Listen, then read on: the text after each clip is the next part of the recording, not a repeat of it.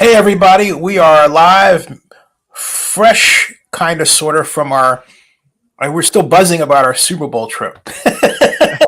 Yes, we are. Absolutely. It was a fun trip out in Las Vegas. It was kind of great to meet everybody on the team, at least everybody that went. It was great to meet you in person, and then it was just Likewise. a wonderful networking experience getting to meet all sorts of people from, PFF, from NFL media, from Raiders front office and players on the field and whatnot. So just all around amazing opportunity. So I just keep reliving it in my head and watching the videos and looking at the pictures, wishing I could go back. Yeah, thank God for digital media. We can actually record, and I'm going to put together another hour-long video of the experience. Oh wow, really? Yeah, because I could do that with a lot, but at this point in particular, because I didn't think I was going. You Hmm. know, you know, and as you know, I really tried to make it come together for everybody, and we did what we did. We did what we could do, right? But now we're into the draft. We have the combine coming up, and Zennie62Media is not going to be there in person, but we are going to be there in our normal cyber way because we're credentialed from the NFL in general, and so we'll be getting the press releases and all that stuff. But Right. uh, this conversation, it's not your standard mock draft. It's more an opening to mock draft. I've never done. Well, actually, I have, but it's been a long time since I've had a live stream where we discussed what we think each team needs, right, and then what they might do, as opposed to just scattershot player, this player, right? Right. Some will be quick answers, some will not be. Um, and so the idea is to really kind of form a take on what we think is going to happen. And oops, you know what? Let me do this real quick. I may want to make sure I got out a StreamYard invite. I thought I sent one already, obviously, but just it's always a good idea to resend one to the team to let them know that, as Goldberg would put it in the original color purple, we is here. So that is, let's see here. There. And let's see here. Or how about this? Yeah, here we go. On live talking NFL draft, join us. Link there. Okay, so that's there. I'll shut down the messages and we'll continue. All right. So the first order of business to frame our discussion is to look at the draft list, the NFL draft list. I would use draft order. I would use the NFL's from their site, but the trouble is the site's got this sort of ginky kind of coding I hate, which makes it. Well, let me give this a try. I was going to say it makes it, but maybe not. Okay, I'm going to use this one. Boom, right here. And scroll down, and there we go. And then take this because it is quite complete. Present, share screen, and voila, boom. Chicago Bears. Now, Right on. what do you think about the Bears and what they might do, Seth? Well, to be honest, I'm gonna preface everything with my big question for the draft, which is who is going to reach? Who's going to make the biggest reach? Who is in most who is desperately going to make that reach for number one? Because it's not about whether or not Chicago wants to move off it. I think it's whether or not they get the draft pool that they're looking for, or not necessarily that they're looking for, that they can't refuse. Mm-hmm. So, I mean, in terms of Chicago with number one, I think if they don't get the offer they want, I believe they'll take Marvin Harrison Jr. Which would be cool to have him. Because I mean, that would be the dream for me. Is you've got Justin Fields from where? Atlanta. and Well, Ohio and Ohio State. Right? yeah, yeah. First, I, yeah. mhm. But then, of course, paired with Marvin Harrison from Ohio State. Ohio State. I mean, Yep. and to me, all right. And if Kevin Warren were to ask me this, and I did meet Kevin Warren, he was actually at the Steinberg party. Oh wow. Oh yeah, I saw your interview. Yeah, and it was well. What happened was, to be candid, that in a momentary aside, I ran out of space. I didn't do it as a live stream, which I should have. I did it as a static, not checking my space. So that was like bad me. And now I've got a new iPhone, which has double the capacity. So theoretically, that would never happen. But I did it. But anyway, I was really talking for an entirely other purpose that I don't want to mention on air. So, and I'll tell you off screen. But at any rate, and that went well. Now I will get back to my point is that Kevin Warren has a situation where the most popular player on the Bears is popular because he came in with a built-in fan base that lived in where? Ohio and the Midwest, right? So Mhm. here the Bears get him as their quarterback, and many of the folks live in Chicago already, so they're they're rabid. So can you imagine what the season ticket sales would be if the Bears took Marvin Harrison on top of that? I mean, he is according to ESPN, he is the number one ranked player coming out of the draft. Yes, yes, And I believe that's true, hands down, like regardless of position. yeah. So we're already seeing the draft go differently than a lot of people think it will go. Because I agree with you. I think that's the logical thing to happen. I don't think it's the Bears taking a quarterback. They have one. I don't think you know. I don't think that they are in that position. They got a new offensive coordinator, who I think would probably want to work with a veteran rather than somebody brand new anyway. I mean, the Bears aren't like starting from. Well, they are. Well, they're not starting in the ideal position from a standpoint of how did you do last year. But Mhm. all right, remember this isn't their pick. This is actually the Carolina Panthers pick because they got DJ Moore. So the point is, the Bears didn't do that bad to suggest that they have the first pick because they're the worst team in the NFL. They're not. They got a gift because they traded smartly. Uh, Right. so you can't blow it, and I don't think they're going to blow it by selecting a quarterback as opposed to somebody to complement who they have, and an offensive coordinator that I think is going to do a better job than Luke Getsy. That's just me. All right.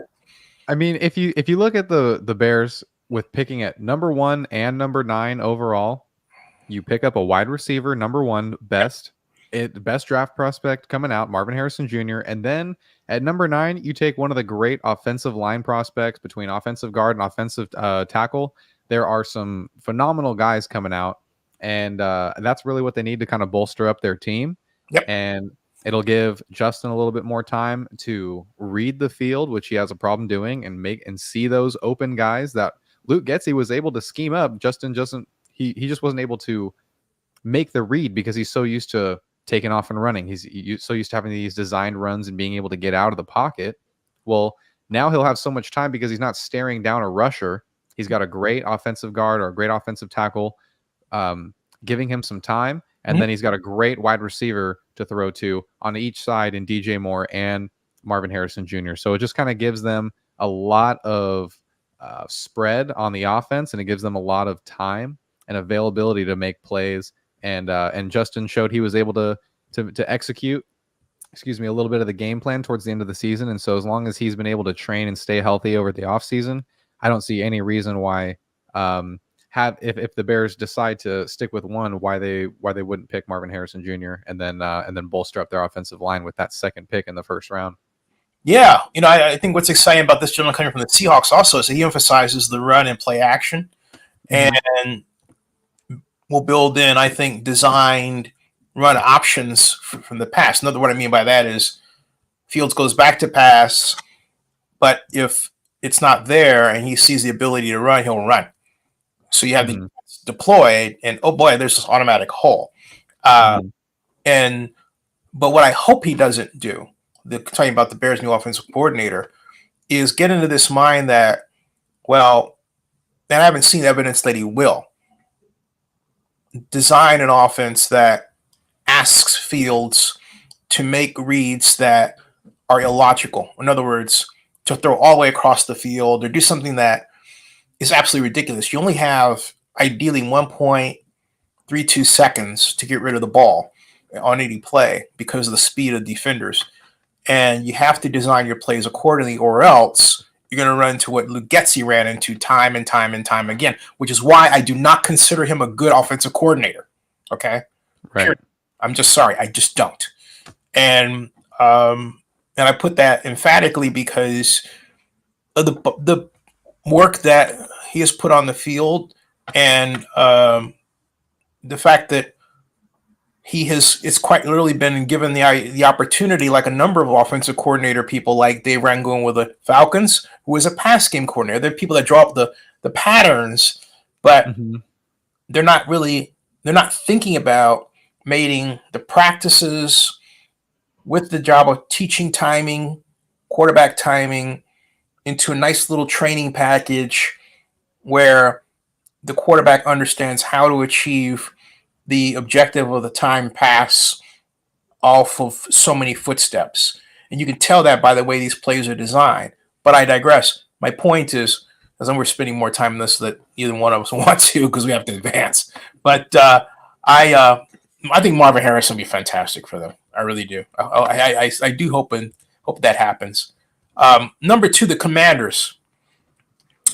Coached by my friend Dan Quinn, who I had the opportunity of interviewing when he was first hired by the Falcons, and I met him at the NFL annual meeting, and then I saw him again at the NFL Combine in 2018 when it was snowing outside, and he was headed into this great steak place across from the convention center for dinner that everybody from the NFL seems like goes to.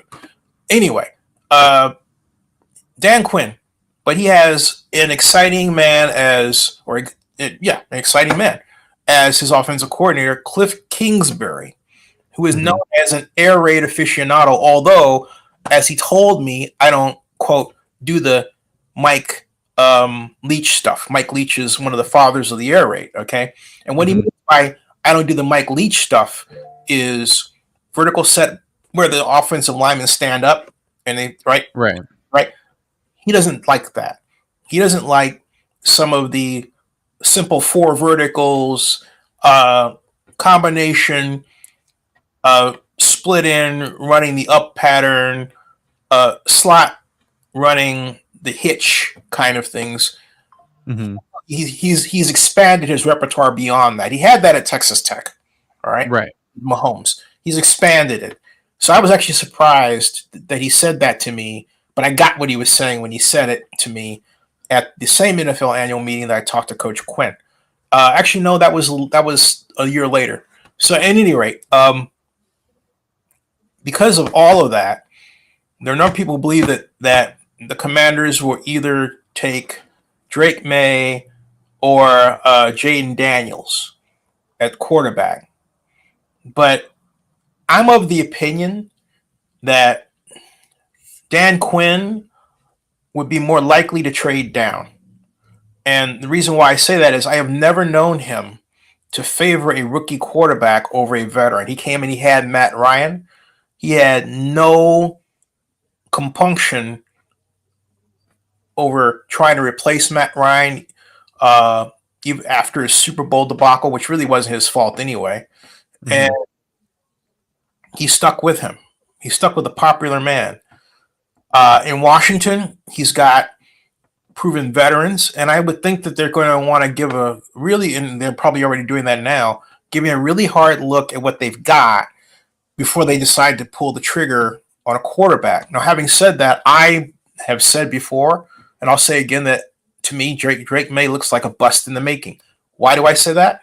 Very simple. He's an air raid guy of a classic sense, and the trouble with air raid guys like Will Levis or anybody else is you see these outstanding tapes on them in college. You know they've got big arms. But because of that, singularly, the number of people think this person's going to do well in the pros and they're running a pro style offense.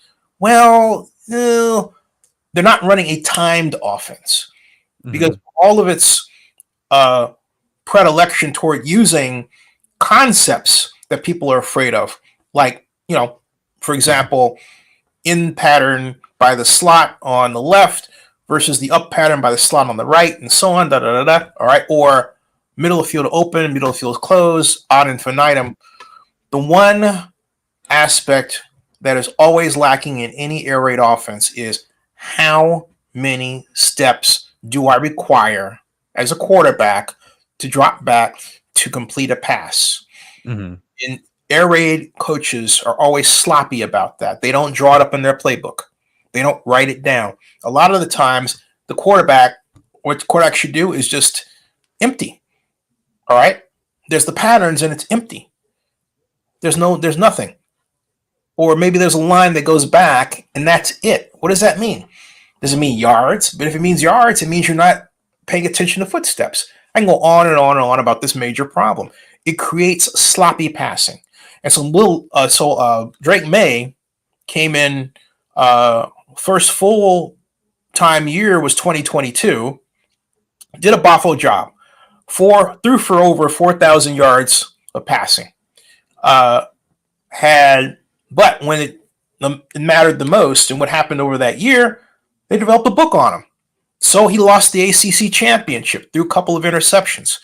Going to 2022, then hey, Mac Brown decides he wants to replace his offensive coordinator, Lobo, I believe his name was. Went to another college, but they retained the air raid, but they added a running game, and so they ran more. May's output was less, but they had a book on the kind of passes, they being the opposition, North Carolina were going to throw. And so come the end of the year, the two key games of the season and May's career since he was playing to go to the draft, Clemson, they lost. And then right behind that, the hated rival North Carolina State, who clobbered them 26-0 in the first half. May was 1 of 7 passing. One of 7 passing for 3 yards. That's it.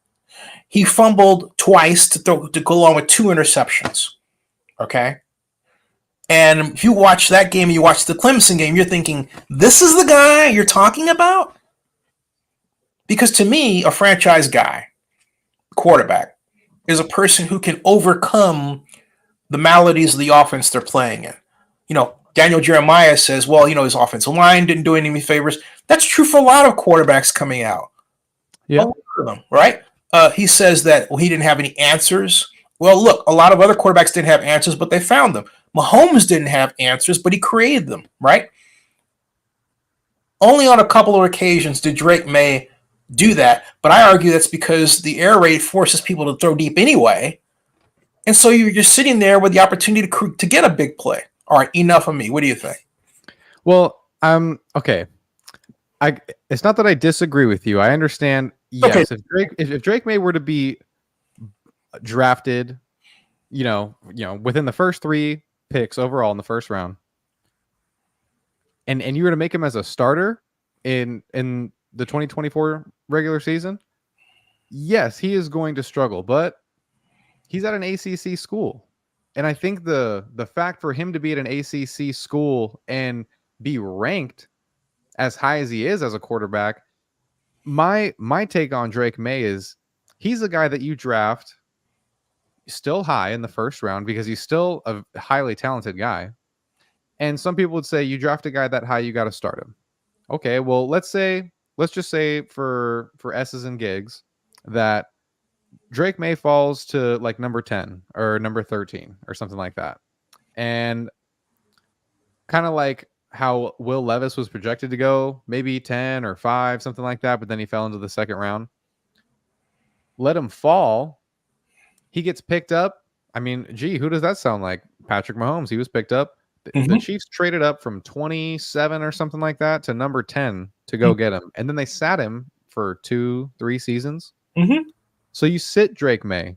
He needs to learn. I have zero problem with that scenario. Go ahead. Go ahead. He needs to learn the faster pace of football in the NFL because it's going to be a completely different game. He's going up against way bigger guys, way smarter guys. The football IQ level of the opponents that he's going against is way higher. So, and I'm looking at on like Tankathon over here, and the mock draft has Washington taking Drake May as well. Mm-hmm. I wonder who they have Chicago taking. Let's take a look real quick. Okay. It is, drum roll please, Caleb Williams.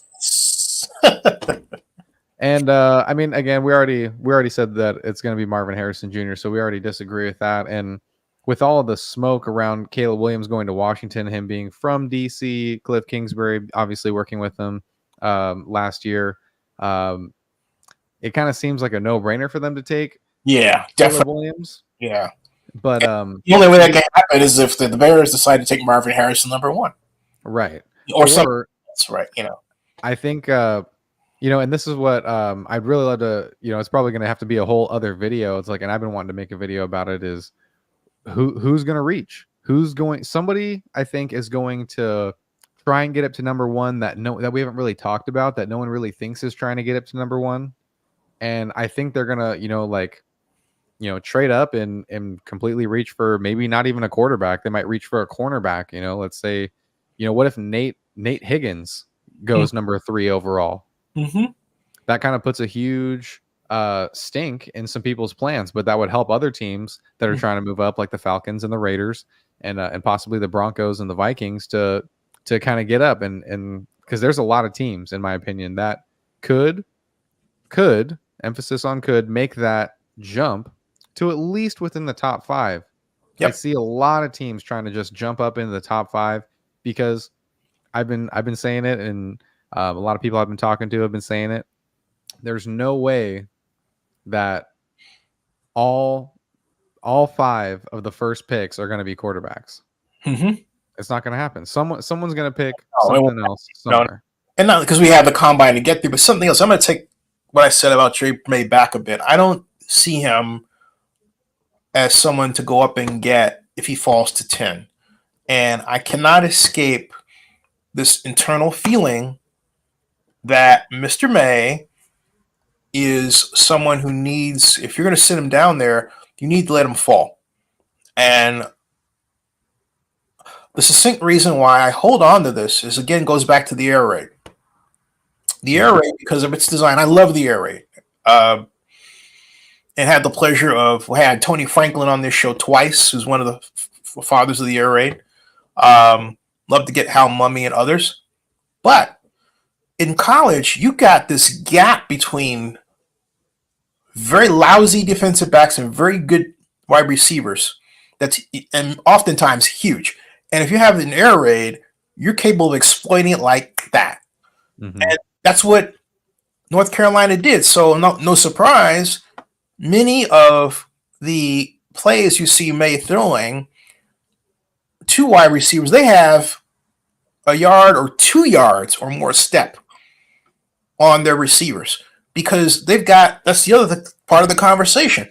May's receivers were outstanding. Yeah, so completely underrated. I feel like Drake May gets all of the credit for all of the work that, I mean, they are bailing him out of some gnarly situations. Absolutely. You watch some of those passes and you're like, that's a pick in the NFL. Yeah. That's an interception in the NFL. That's not, that's too tight of a window. Exactly. That's all I'm saying.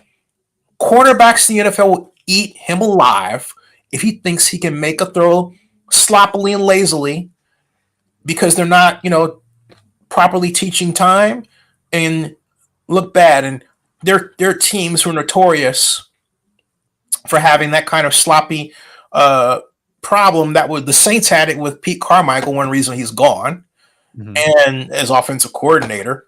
And I don't want to get on a rant of listing other people I believe fall into that category. But look, the 49ers need to work on their timing. Who would think that one would say that about the team that originated the time pass under Bill Walsh, right? Mm-hmm. But, here we are. I was going to say, here we are. Yeah, so here we are. There's a lot of sloppy passing, as Steve Young had said, because I think Dan Marino pointed it out. yeah, Tom Brady, Peyton Manning pointed it out. yeah, Johnny Manziel. yeah, yeah. There's a lot of sloppy passing because these people are gonna say, "Oh, you're being esoteric." I don't care. It's this anti-intellectualism in American life that moves away from the Tayloristic approach.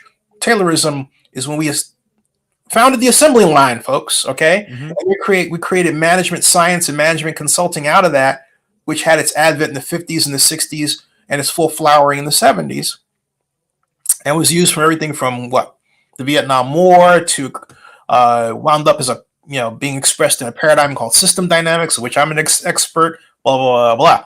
Point I'm making is that systems thinking, all right, is not prized anymore in the design of plays, and when it is sees its expression is quite literally in pattern design, but not the timing and not the sequencing of what happens here and here and here. The Hmm. assumption is I'll just design this, I'll just have this tight end, take this handoff, and go all around this big loop without asking the question, hey, do I have the time to get that play off? All right.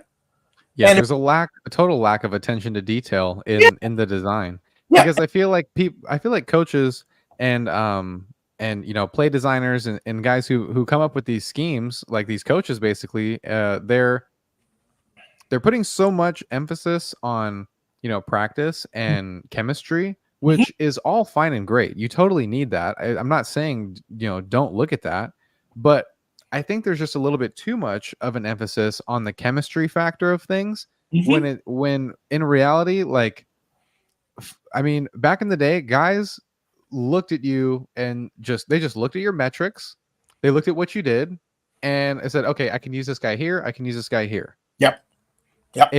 It's not like, oh well, this guy and this guy don't really mesh well together. Who cares? Hmm. Like, they have a job to do. We're here playing football. It's like, your chemistry is just built by doing it. You just keep going, you just keep practicing, you just keep doing it. It's like, I feel like people are so worried about, oh well, I have to make sure I scheme up these guys. It's kind of like the Patrick Mahomes to Travis Kelsey type thing. And then it's like, I get everybody has their guy. I mean, for the Raiders, it was the Derek Carr, Devontae Adams, Yep, yep, yep. and everyone's got their star receiver. Kirk Cousins, Justin Jefferson, great, but there's other guys on the team. I mean, Jordan Addison is an amazing rookie who deserves a lot of credit for the success that the Vikings had, Amen. and he's going to be an absolute star wide receiver. I mean, within the next 5 years, he's going to be a dog. He Mhm. already is a dog, but he's going to get his name out there for sure. He just needs a little bit more time. And I mean, I probably see him going to another team, because I don't think the Vikings really respect what he has to bring to the table. But they'll see. Yeah, I mean, definitely, absolutely. So we've got moving forward, and I'll let Seth have the last word on that. That's our word on the Commanders and what we think they may do versus uh, doing the right thing. Or wait, I didn't say that right. What we think they may do, and whether or not that's the right thing. Uh, and so, and the idea is Sam Howell didn't cement himself as a Commander starter, and then of course there is this issue we didn't discuss of Chase Young being gone, and basically the whole not just Chase Young, Yeah, but the Montez Sweat. core was obliterated last year. It doesn't exist, so now they got to rebuild that. So again, that's why I say, looking at that, to me, there's a strong possibility that the Commanders will trade down. They do have a plethora of picks, though. I mean, let's see. They got 3, 6. They have 9 draft picks. See, one of them's a comp pick. One of them's from Chicago. They got a second rounder from Chicago, and That was for I I really think though I kind of digressed when I was talking earlier, but I meant to get to Dan Quinn being a defensive coordinator, defensive minded guy. He could totally be interested in trading back, because he has no defensive core. They need to build in the trenches, but they also, it's not that they need, it's not that Sam Howell is bad. I don't want to say that. I think he could be good. I think he has potential. He just needs to be in the right setting, needs the right coaching and all that kind of stuff. But And what about the possibility of them trading for trading for a quarterback because you've got a guy in Cliff Kingsbury who is familiar with veterans out there he's coached. He may want Right. them, take a run at that person rather than bringing in a rookie. No matter what they do, they just need competition in that quarterback room because to me, Sam Howell just isn't enough. It's kind of like how the Raiders, it's like, yeah, Aiden O'Connell's good, but he's just not, and like, we just need competition in the room, especially since Jimmy G and Brian Hoyer are gone. It's like, he's going to be the only guy. We need some other people to compete with. And now we come to the Patriots, speaking of which, another quarterback need. Right. Okay. Here, though, I'm thinking that the Patriots will go with a quarterback that Jared Mayo will want to cement, theoretically cement. There's two ways to go with this as I think about it. I'm going to take a flyer on that. I'm going to say, hey, look, they're not going to take a quarterback that high. I think they're going to go offensive tackle. But on the other hand, though, let me at least say that, because why go offensive tackle that high if there's so many studs? So then we're looking at wide receiver. What do you think?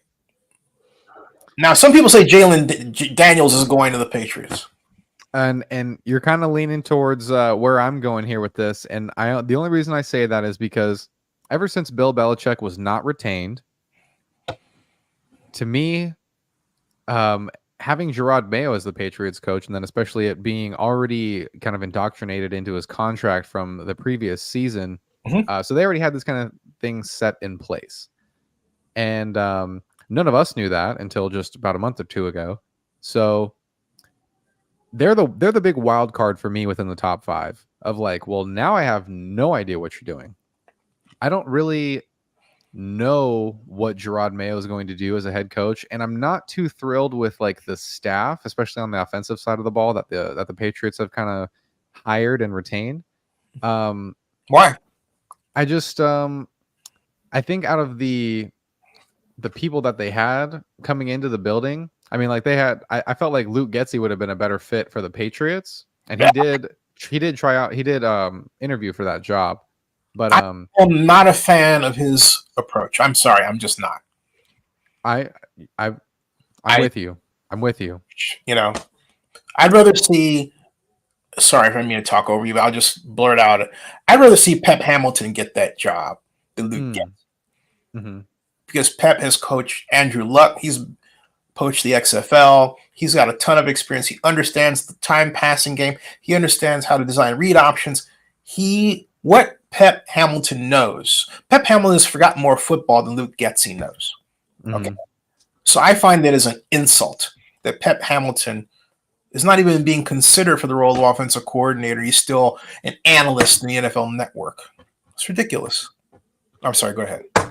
Well, I just think that Gerard Mayo might be trying to make a statement with his pick here, and this is only granted that Drake May and Caleb Williams are off the board, but as we discussed earlier, only Caleb Williams would be off the board in terms of a quarterback at this point, which leaves Jaden Daniels and Drake May. And if Bill Belichick was the head coach, I'd say Drake May all day. I'd say it's going to be Drake May 100%. Just kind of seems like that long ball type of guy. Like, hey, I'm going to tell you put the ball here, you do it. And because Drake May, he's coachable, even though he's from a smaller school, doesn't play the rough, the big guys. I think he's a coachable. The Patriots would never spend money on a guy that's considered by some people to be a bust. Drake May is not somebody the Patriots would ever draft, even with Coach Belichick. I say that straight out. It ain't happening. Well, and the reason why I'm so hard on that, I'll tell you why. This goes back 30 years with me. You say, what is this?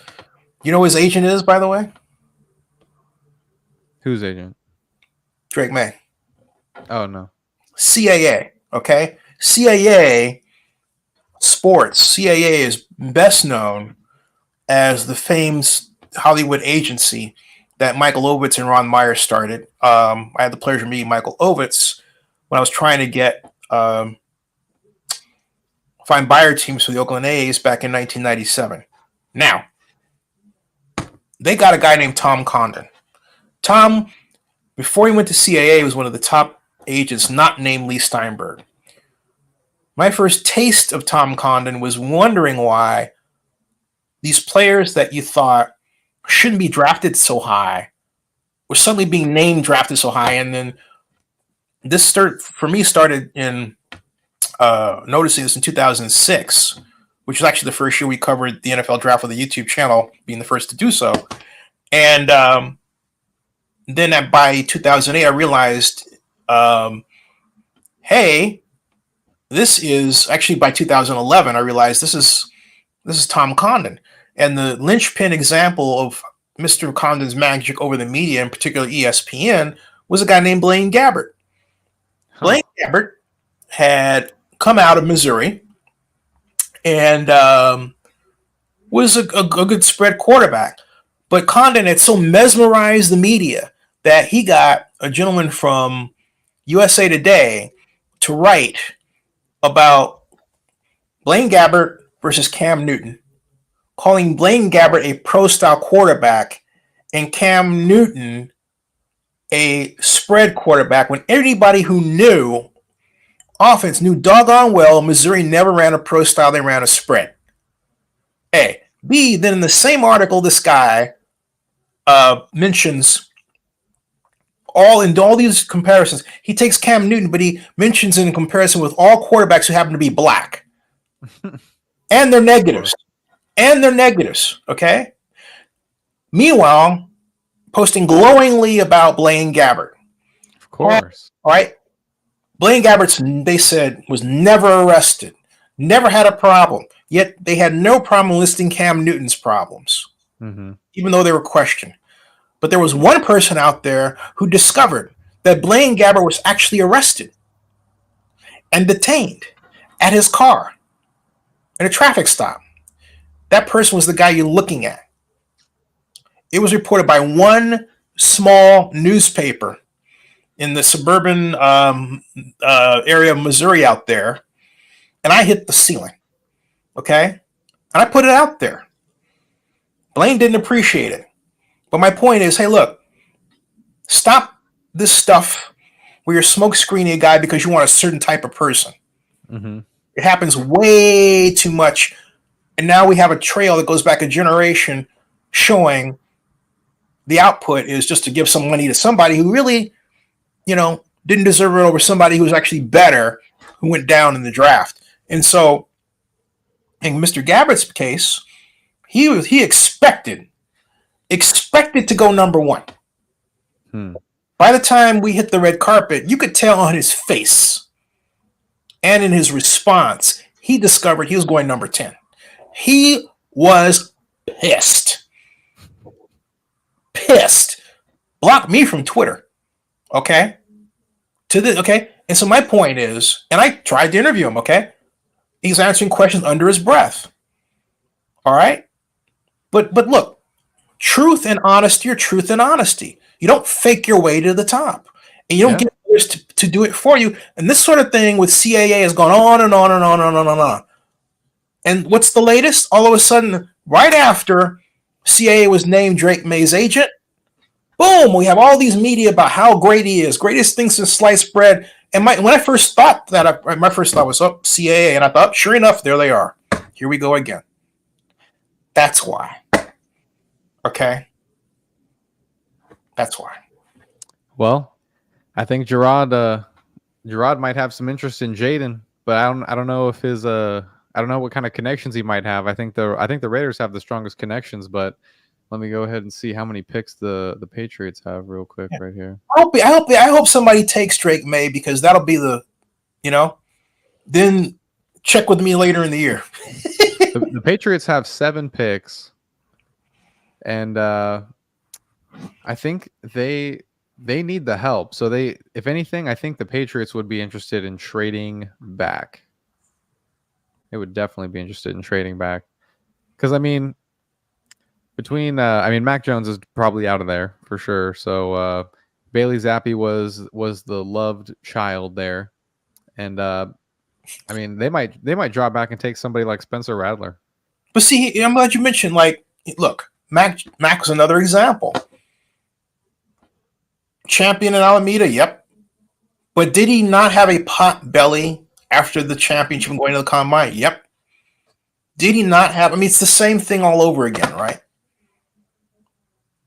And yet, all these other great quarterbacks, including that year Justin Fields, they just piled on him, piled on the Bears, okay? And then the Niners took Trent. Oh my! You know, but this is what they did, Seth. They made him the black quarterback. Okay, in other words, hey, we got him because he can run.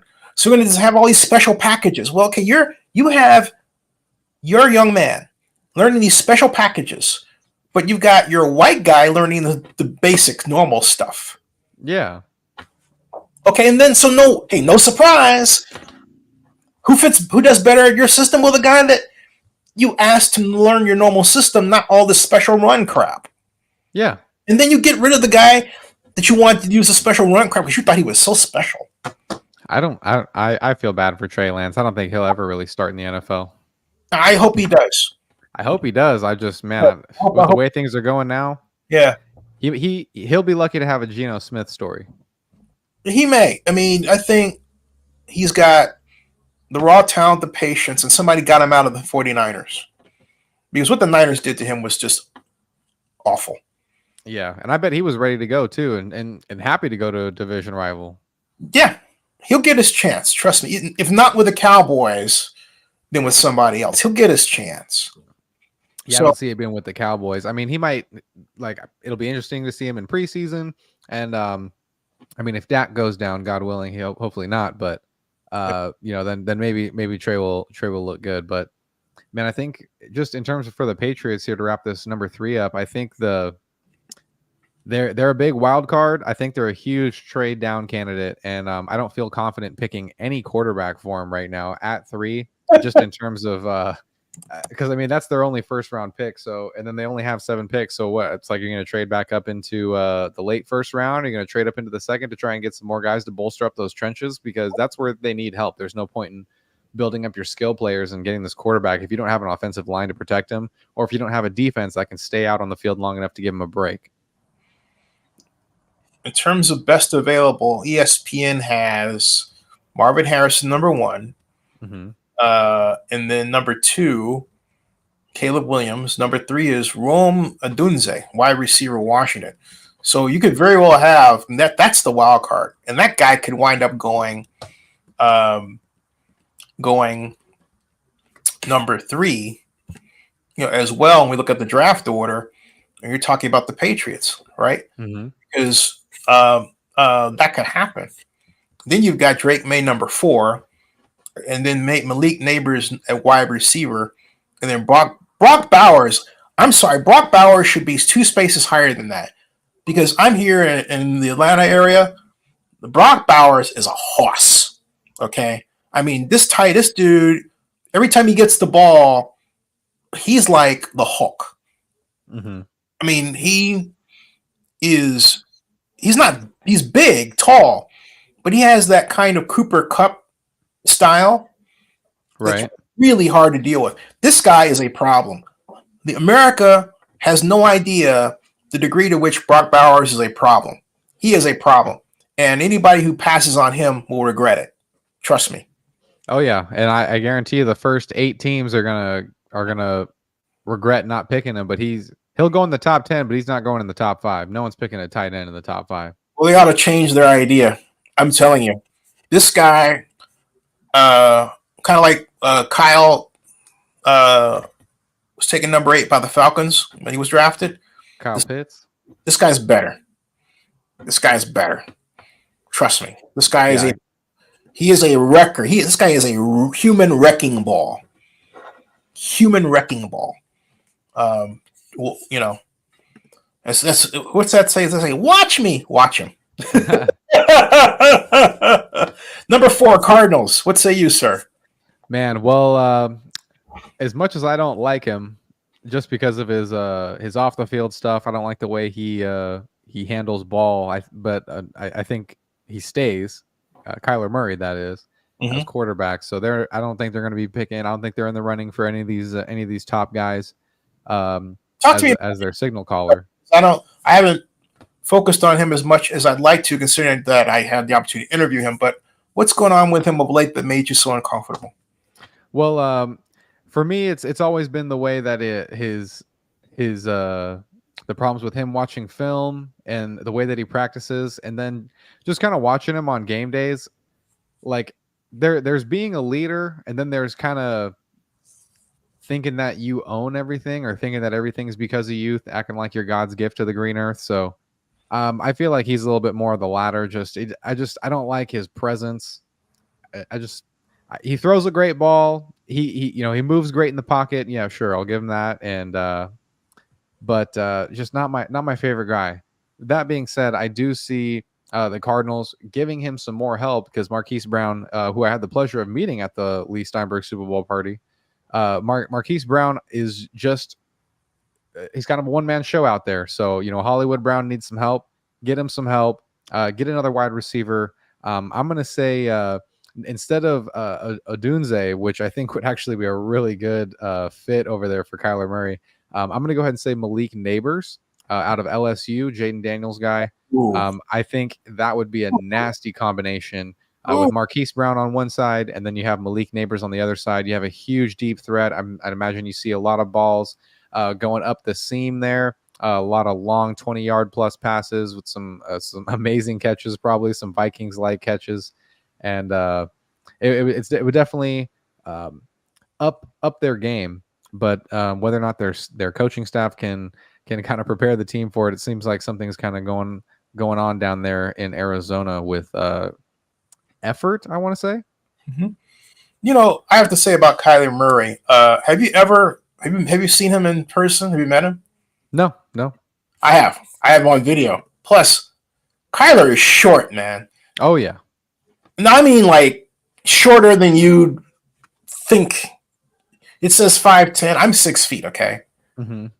If Kyler Murray is 5'10", then I'm King Kong. Yeah. No, I'm serious.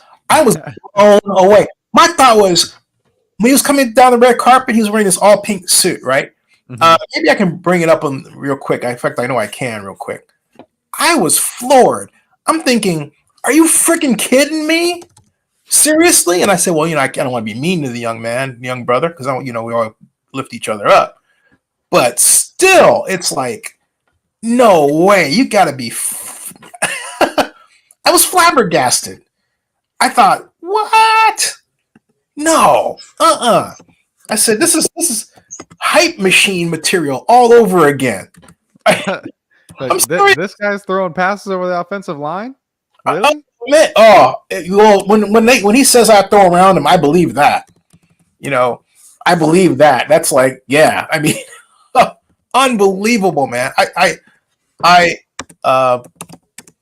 And plus, you were talking about. My point is his attitude, all right, and how he is such that you have to be arrogant. You have to be that guy. Mm-hmm. You have to have that, because, I mean, it overcomes what is a natural shortcoming. I just have to say it just like that, okay? And it's his height. So you have to believe yourself. You have to have that gargantuan, I can do it and you can't, and stop me attitude. And good for him, he has it, because if he didn't, that young man would have been eaten alive a long time ago. All right. I'm just saying. Here's the video of Kyler Murray when he comes up. This is at the NFL Draft 2009 in Nashville that I had the pleasure of attending. Thank you, in the NFL. And here he comes. Okay, I'll put this on. Watch this. All right. Where's he coming? Here or the other side? Hey everyone, welcome to the 2019 NFL Draft press conference room. We're waiting on Kyler Murray after getting over the shock of the Raiders taking unbelievably, the Clemson defensive end, who was lower rated, over Devin White or Haskins or any other of the top ranked players. This definitely a Mike Mayock special. And then Daniel Jones, he's selected by the New York Giants over Dwayne Haskins because they thought he could handle New York better. Does that make any sense to you? Not, hey, he's a player. He can just handle New York better. You know. So anyway, here's this is the Lions selection. Good selection. Yeah, good for him. Yeah. TJ Hawkinson. You don't like it? Okay, I'm gonna stop right there. Okay. Hold on a second. Open the curtain, man. There, right there. See? Oh my gosh. Now the guy that's opening the curtain for him is Brian McCarthy. Brian McCarthy comes up to my shoulder. All right? Brian McCarthy comes up to my shoulder. Okay? So, I mean, I'm looking at them. Okay, and this isn't the first time, because the first time he was on the red carpet. And I thought I had a clip of that. Somehow I don't know how I missed that. No, I know how I missed it, because they weren't letting him talk to anybody on the red carpet. He came through the line, didn't stop to talk to anybody, and then stopped outside of it because I was at the end, right? Mm-hmm. And I went out just to, introduce myself. But this is him. Okay? All right? Listen. There he is. There you go.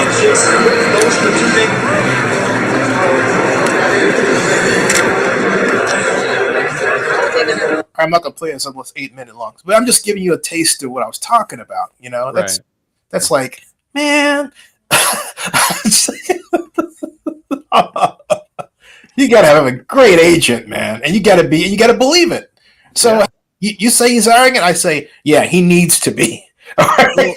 And I don't have anything wrong with like the arrogance. I mean, the Raiders are arrogant and stuff, and I love that's my favorite team. I'm just talking about being the leader. You know what I mean? Leading the team, and also when you're the face of the franchise, kind of like that, and you're the quarterback. You're supposed to be setting the example. There's kids watching you and stuff, and when you say, oh, I don't need to watch film, I learn all my stuff from Madden. It's kind of given I feel like it's giving these younger kids the wrong idea that they don't really need to work for what they do. If they've been good, they'll be good their whole life. It's like it's kind of a disservice to other players, like Devontae Adams, that really work at their craft and they practice every day and they practice really intensely. And other players, like Max Crosby, he's a full effort kind of guy and no days off. And I don't think Max Crosby sits there and says, I don't need to work as hard today because I'll just practice it on Madden.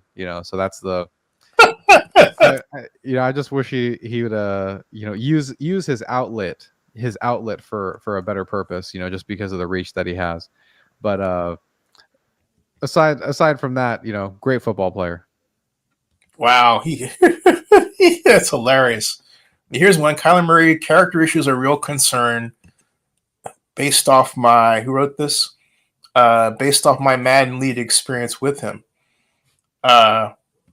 And so, wow. Okay. That's a long one. I have to read that one later, but all right. He says, interesting. All right. Well, what do you think the Cardinals do at number 4? I think the Cardinals number 4 take a tackle. Ooh. And as to which tackle, I'm not certain, but I don't think that they are. I don't think this needs thing is going to follow with them, because that guy that their coach wants to build the line, and I think he's going to want to get the best of the best. And I'm saying that based on just pure my gut. Yeah. And that's just the first thing that came out. I see him taking a tackle. I don't see him taking a wide receiver or defensive tackle or inside linebacker or an edge rusher or cornerback. I see him taking a tackle. And the reason why there's something about this that's like making me I can't get off that. I don't know why. Probably regret it, of course, but I can't get over that. But and Well, man, they have 13 draft picks, so they can do whatever the hell they want. yeah. Well, what I'm thinking though is I'm thinking about their team roster and their depth chart and their age. And well, the depth chart's not up yet, but I'm talking about if I go through here, I'm looking at how come this won't move for me? There, all right. If I go down looking at offensive lineman, 34 years old, LL, and then OL, that's Tristan Collins, 25. And then we got Dennis Daly's 27. And then we have Mr. Froholt, who's 27. And we've got 25 and 22. So they're not bad at all. But also if you go through and look at one is a rookie last year, 6th year, and then 5th year, and 5th year again, 4th year. So there's nothing that screams they actually need one from based on age. Mm-hmm. But I don't see them, and let me be something else I want to. The cards. I should know cards. 23. Yeah. And so they picked an offensive. They picked Paris Johnson last year. Yep. So there. And so, and they picked him, but on the way down, they got an edge rusher, cornerback, wide receiver. John Gaines is the other offensive lineman who's still with them. And so they may think that they are in good shape at that. But for some particular reason, I just can't get off the idea that they're going to do that. It's just not leaving my brain. Even if now, let me challenge myself and say, okay, maybe that's a stupid idea. And they decide to take that kid in caboodle and move up 2 or 3 picks to get a wide receiver. Or maybe they let Mr.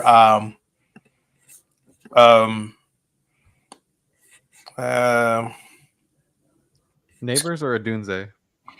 I'm thinking maybe Mr. Adunze fall to them. Although I have like neighbors myself. Oh my Lord. Yeah. So that's what I'm not. I'm gonna just stick with the line thing. I don't know why that is with me, but I'm just gonna go with my conscious thinking and pay attention to my gut, and I'm not gonna avoid it because my gut's always been right, even if it makes absolutely no sense whatsoever. But the question is, okay, if your gut is right, Zenny, then what lineman are they going to take at 4? Who would be logical to take? And the obvious answer is that, excuse me, you're looking at Mr. If you want to take Mr. Fasciano or Joe Alt, Yeah, Joe Alt, in my opinion, he's the best prospect, but I guess we'll definitely see it at the combine. But Fasciano, he's a big body guy, definitely an anchor that you could put at your offensive tackle spot. Yeah. So again, and there are a lot of tackles to go after, and you could wait and trade down, but I don't think that. I don't know, something about that's screaming out to me. It really is.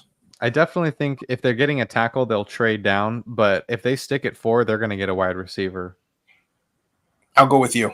You're the man on this one. since I'm only half, since I'm running totally on my gut, and you've got an IQ that's higher than mine. I don't know about that. Oh hell yeah! So anyway, at least I'm smart enough to know when I'm dumb. So let's continue. All right. So we've got LA Chargers. yes. Now the Chargers. Oh, now to me. All right. Mm-hmm. The Chargers here really. I think this is the other place where you've got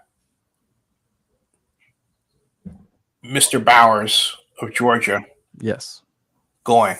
Yes, 100% without a doubt. Just because you see tight ends at the end of their list of biggest needs and a cornerbacks at the top of their biggest needs. But here, when you're in the top 5, you take the best player available, and there's no way in hell you're going to take Nate Wiggins over Brock Bowers. It's just not happening. Brock Bowers is the best player available on the board at this point for what this team needs. I mean, and then the other thing too is with the Chargers, Donald Parham, he's good, but Brock Bowers is a game changer. And I mean, the AFC West is a gauntlet. So you're going to need all the help that you can get. And I hate the Chargers, but I think that they take this pick right here. They'd be stupid to not take Brock Bowers right here. Yeah, absolutely. I completely agree. The other possibility, as a look at the board, if it isn't Mr. Bowers, all right,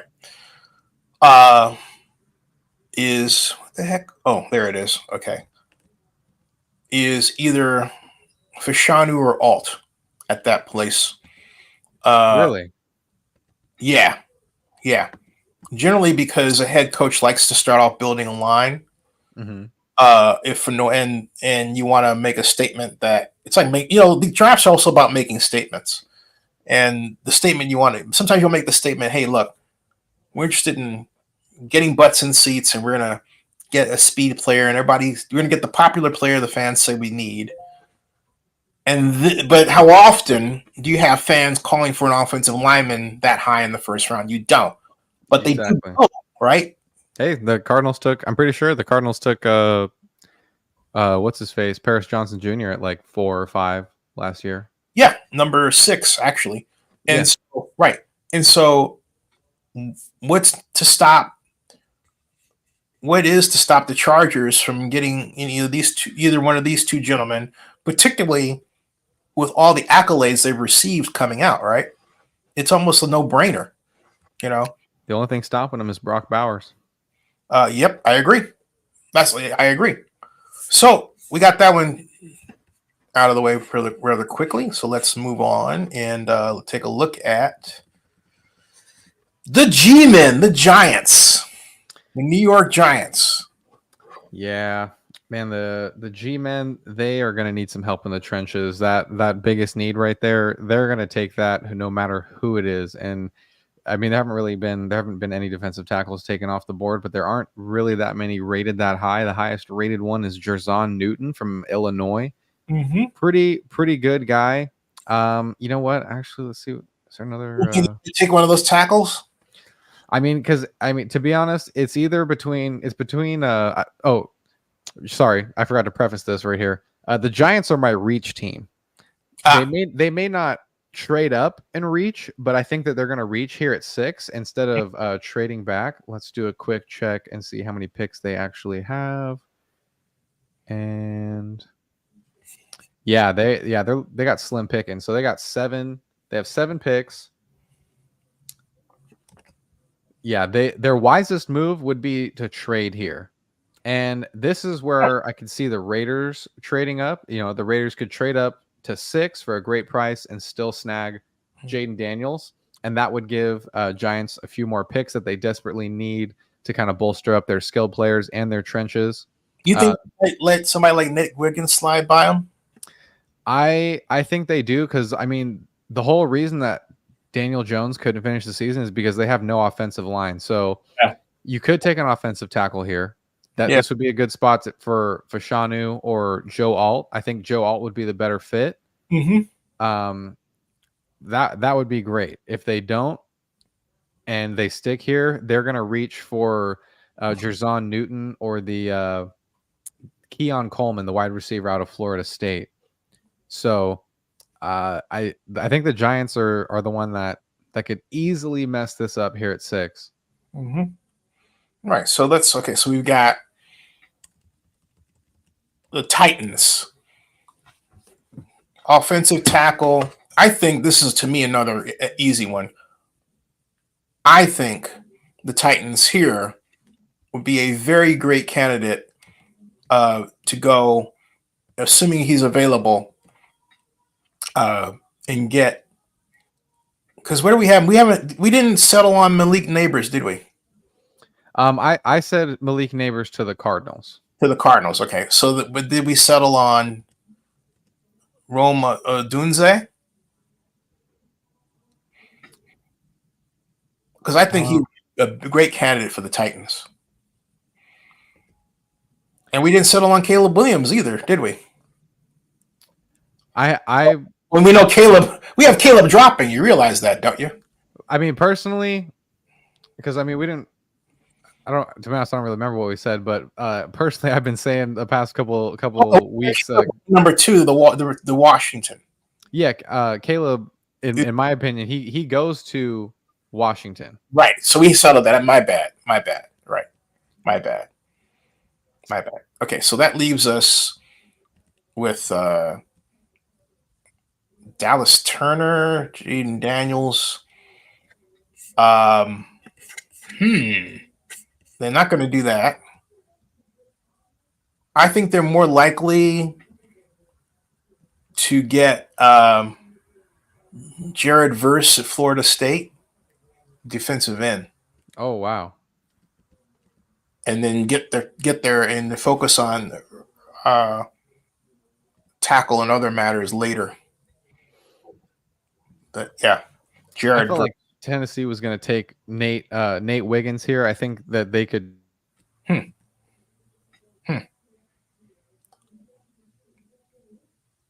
Yeah, possibly. Yeah, it can go either way.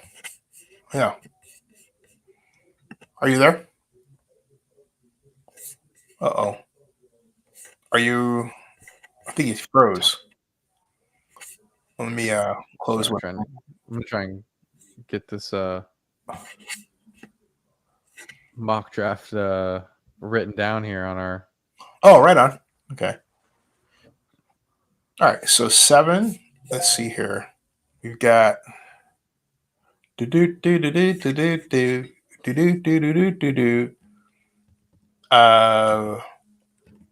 Falcons. All right.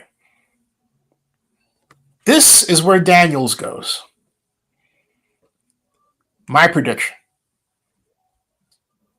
Because you think Jaden Daniels goes here? Yeah. Because now if it's either Jaden Daniels or Drake May, one of the two. But there's a hue and cry around here that, they need a quarterback. They already have Desmond Ridder. All right. I personally would not take a quarterback here. I'm talking about what I think they might do. I think that they're better off, myself, going after one of the rich collection of offensive tackles that's on the board. And getting part of that haul and then going down, because in my opinion, the Falcons' problem was coaching. It wasn't their quarterback. Desmond Ridder is a fine quarterback who was in a really schizophrenic situation. Mm-hmm. One day, Arthur Smith says he's a starter. Then 2 weeks later, he pulls him as starter. Then he brings him back in as starter, and then he pulls him as starter. This is all in one season. Okay? Mm-hmm. I mean, that would make any quarterback go nuts. And then when you finally get your chance against the Panthers, you're supposed to beat, you get in a situation where it's third and goal, first and goal, on the 7, and you throw an interception that you have no business throwing because there was nobody there but that defensive back. Boom. That's it. That's nerves. And they put him in that, so he was nervous, wanted to perform, wanted to think about winning, young kid in a system that wasn't properly designed with respect to timing. And it took them most of the season to iron out the wrinkles. And that's, hey, Dave Rangoon. Okay. All right. So do I think Zach Robinson, the new offensive coordinator for the Falcons, will straighten all that out? Yeah, I really do. I really think they got a great head coach and a great offensive coordinator in the Falcons, and I expect big things from them, and I think they're going to do it the right way. Starting with how they handle the quarterback situation, even if they go and pick a rookie, okay? And I think Mr. Blank is really just hey, you know what? I'm hands off. Just put the best team on the field. It's going to be interesting to see what the Falcons do at pick 8. It really is. Yeah, and I'm just looking back here. I think for New England, we were talking about maybe they trade back, but we didn't really give them a candidate to trade back with. You giving them the Falcons? What's that? You giving them the Falcons as that candidate? How are you going to do that? I'm interested to hear that, how that works. Let's see. I'm gonna take a look. ATL. What do we got to trade here? Let's see. 8 to 3. What are we doing? 2 first-round picks. 2 first-round picks for 1. So okay, let's just say we're gonna go back here. I'm gonna trade New England to Atlanta. 8 to 3.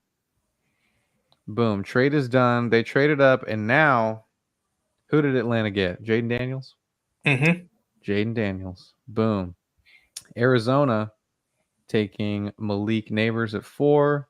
LA Chargers would be dumb to not take Brock Bowers. That would light up this town. It would piss off the Saints fans something terrible. Yep. Okay. Who want him, but I contend you need to worry about your coach first because they've just been quarterback death area. And they have 2 great quarterbacks there, and need to worry about just coaching them up right rather than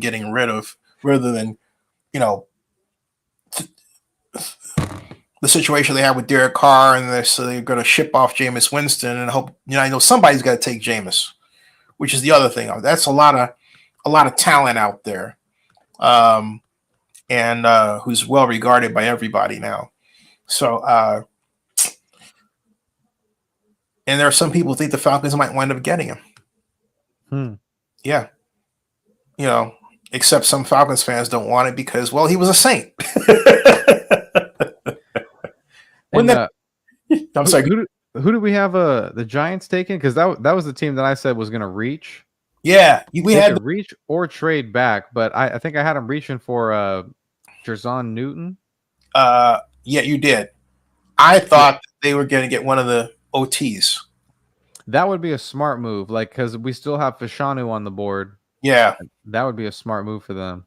Yeah, and then I also thought that they would get the cornerback from Clemson.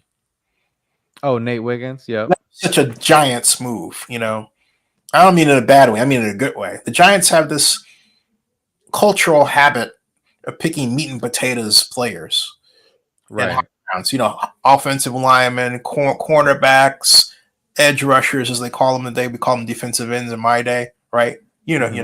That's just so Giants, G-men, Man, I think they just need so much help at the offensive line, all throughout their offensive line to help protect whoever the hell is going to be behind center. Let's see. I might give them Joe Alt. New York Giants taking Joe Alt so they can kind of end their curse a little bit. Hey, so now we come back to the Bears. Let's see. Dun, dun, dun, dun. Oh, hold on. We got to redo 8 because I switched New England. So right. Tennessee. I had Nate Wiggins going to Tennessee for the cornerback there. Right. Oh wow! Now they have on the mock draft database they have cornerback Terrion Arnold out of Alabama. They have him high as the highest ranked cornerback above Nate Wiggins and Kenyon Mitchell. Well, let's see here. I'm still going to stick with my Nate Wiggins theory for Tennessee. Keep it true there. I'm going to send this to you, and the reason is that I need to go down and check on my mom real quick. And so I'm going to ask you if you would do the pleasure of talking about the next one's coming up. Yeah. Because I need to make sure that she's okay. Absolutely. Cool. All right. And there you are. So that's the order. We were at 8 with the Falcons. And then the next are Chicago. Okay. I'll be right back. All righty. All right. Thanks. Okay. Folks, be gentle with Seth. I can handle it. He can handle it. So he says. I'll be right back. Oh, yeah. All right. Put me to the test. Put me to the test. I'm not doing that. I'm going to check on Mom. I'm right back.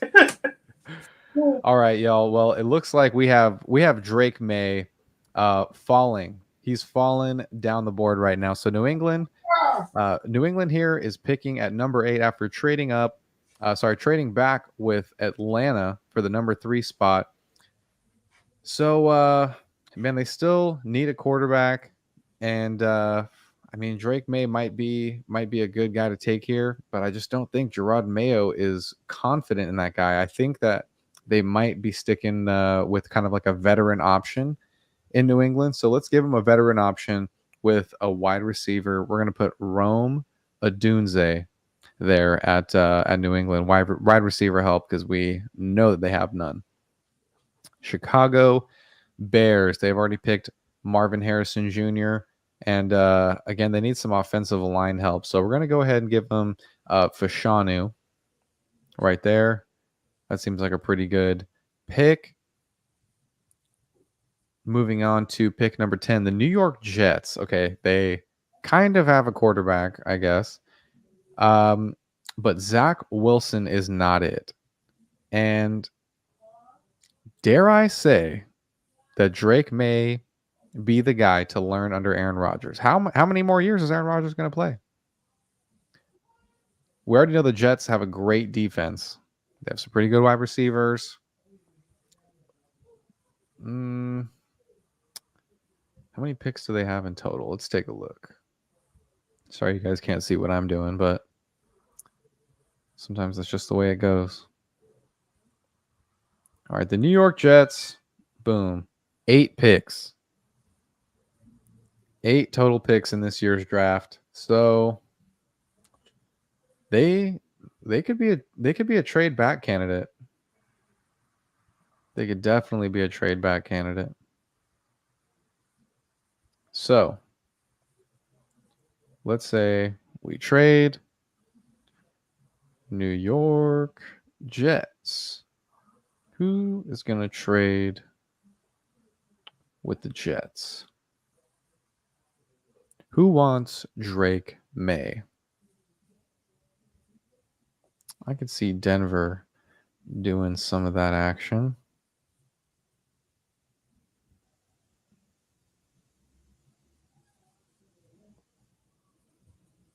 All right. We're experimenting here. Doing Drake May to the Denver Broncos at number 10 overall. Putting him in the Patrick Mahomes seat. Okay, Minnesota. They got Danielle Hunter. It'd be crazy to add Dallas Turner to that room. Right there. Okay, now we got the Jets picking. I think the Jets are going to need some offensive tackle. We're going to go Talisi Fauga out of Oregon State. Help protect Aaron Rodgers. All right, the Las Vegas Raiders picking at 13. I mean, to be honest, I don't really see anybody I like here. Yeah, we're going to trade back a little bit. Las Vegas Raiders trade back. Let's check Las Vegas LV. Who's at a nice spot that we want to trade with? Who's in a nice spot? Where's Miami at? 21? Can we trade back to 21?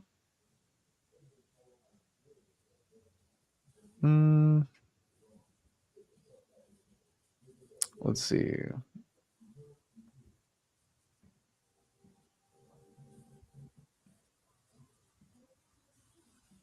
Okay, I'm not going to get 2 first rounders for that. Let's try again. Different team. Minnesota, don't pick till the second round. New Orleans, 1 pick behind us. Don't need to trade back 1 time. Philadelphia, pick at 22. All right, let's go with that. So first and a second, can we get up there? It's a pretty even trade. Late second round pick added on there. Okay, we're going to make that trade. Philadelphia moves up, get some cornerback help. Terrion Arnold. Next stop, New Orleans. Jared Verse, edge. They're going to need some defensive help. Now, instead of Jared Verse out of Florida, oh, no, he's that Southern kid. Yeah, keep him close. Keep him close. All right. Indianapolis Colts. These guys have a pretty good defense, and instead of an edge rusher, I'm going to say Kenyon Mitchell. Excuse me. All right. Seahawks. Man, I really want to get him J.C. Latham here, but says they need an edge more. See, now when you're talking about Indiana here, I'm going to go with the offensive tackle. Granted, Anthony Richardson is back. So we're going J.C. Latham out of Alabama. All right. The Jaguars, they need some cornerback help. And I think Kool-Aid McKinstry out of Alabama, he's going to be their guy. Cincinnati Bengals moving on to pick number 18. Joe Burrow needs help. The wide receivers room looks pretty good. Now, it says they need a lot of help on the offensive side of the ball, which is probably true. Definitely not at wide receiver, though. But I think the Bengals would be a good candidate to trade back. And let's say, I think the Bengals,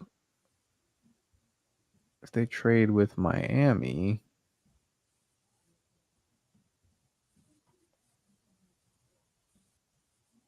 first and a fifth. Bam. Okay, Miami, they need that offensive tackle, but they also need that edge help. They definitely need some help on defense. We're going to go ahead and Latu. LA Rams first round pick. Finally, what are they going to do? Well, they already got a Cooper, so let's get another Cooper for him out of Iowa. All right, Jerzon Newton is the highest ranked player on the board right now. And I don't really think... here we go. Jackson Powers Johnson. That's the guy. They need linebacker help, especially after the Raiders took Robert Spillane. Go ahead inside interior linebacker there. Cincinnati Bengals. Now they got their turn to pick here. And still got some room on the board. I don't know if it's a good idea to pick here. Man, Bengals trade back one more time. Maybe with the Lions. What do we got? 29. Bengals trade with the Lions. Detroit.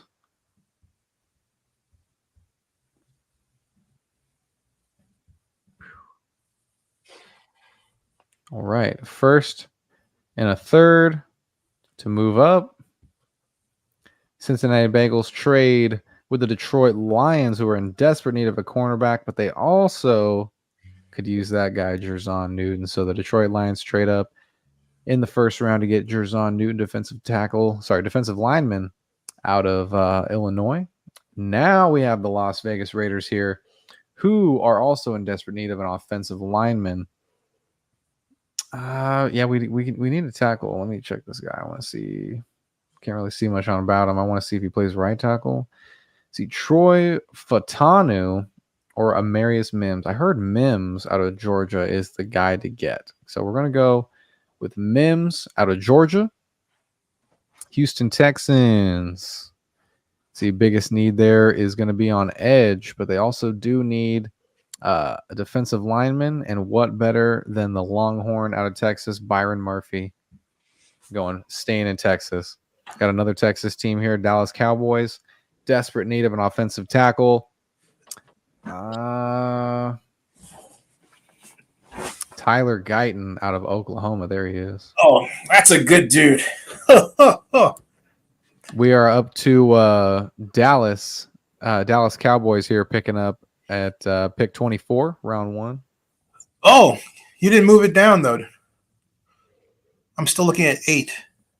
Oh, because that's your screen. Oh, duh. I forgot about that.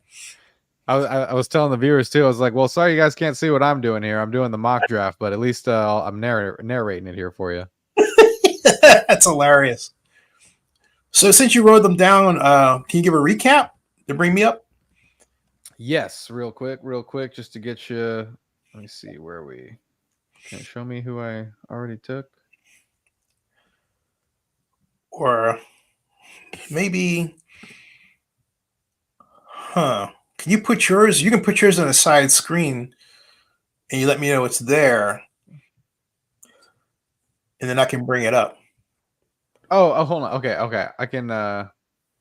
Boom, figured it out. Oh, come on! Don't do that. Don't do that. Oh, What happened?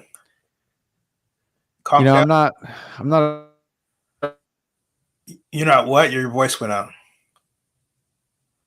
Things I got to figure out how to turn off text. Oh, I accidentally swiped on my phone, or sorry, on my keypad, and I refreshed the page, so it completely wiped the mock draft. Oh no! Oh no! You mean it was not saved or anything? It's gone? Like it was technically saved, but it's on, since it's just on a website here. I accidentally refreshed the page, and it's just gone. Oh no! Well, okay, we'll just have to go down to 24. You remember what you did, right? Yep.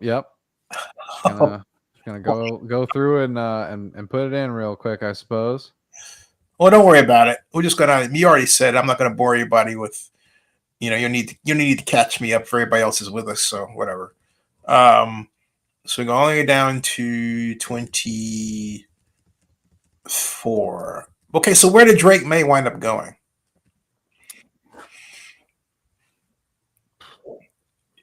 If you remember.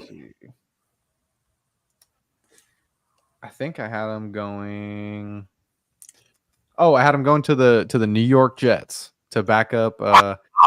Learn under Aaron Rodgers, since they're kind of sick of Zach Wilson. Give him a new little prospect to work under, and that's sitting at number 10 there. So if he sits for 2-3 years, he could be the next coming of Patrick Mahomes, or the next. Or I don't see him as a Patrick Mahomes. He might be the next Zach Wilson. Yeah. We'll see. Well, there's only one Patrick Mahomes. But so we're That's true. All right. Let's see. I mean, I hope I'm wrong about the young man. I really am. But it's not adding up for me. I have to hate to play a broken record, but I don't see that game that was where someone could say, this guy was Heisman Trophy material because he proved with not one player, two, but his entire body of work during that game that he was the franchise. Mm-hmm. Okay. Now, 2022, no doubt he had those contests. No doubt. The trouble is 2023. Mm-hmm. Okay. That's the problem. It's kind of like, okay, when they don't see you coming, hey, great, all the blah, blah, blah, blah, blue, blue, blue, blue, blue, 4,000 yards. But when they see you coming, although I still think part of that was also a better commitment to the running game on the part of Mac Brown. Still, we'll see. Oh my gosh! You know what? I'm so sorry. No, I had Drake May going to the Denver Broncos. Wow. Sean Payton. That makes a lot of sense. You know what? The Broncos getting Drake May. What is that? Pick 16? No, that's pick 13. Yeah. No, the Raiders are 13. 12. Oh, sorry. 12. My bad. That makes a lot of sense. It makes a lot of sense for him to drop to that point. It really does. That makes a ton of sense. Also, it makes a ton of sense for them to trade for Jameis Winston. True. I need to trade for him. He's a free agent, right? They could just simply, you know. So anyway, there you go. What about the Raiders?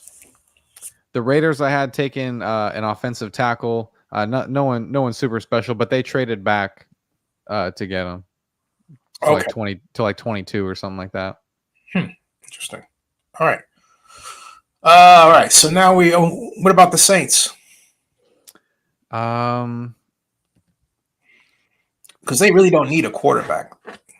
No, I don't remember the name of the guy. He wasn't too popular. Sorry, I'm trying to go back and refill in the the other one so we can at least have the record. Mm-hmm. Well, you have it that you said it, right? So we can go back and look at it that way. Yeah. I mean, you weren't doing a pantomime, were you? What do you mean?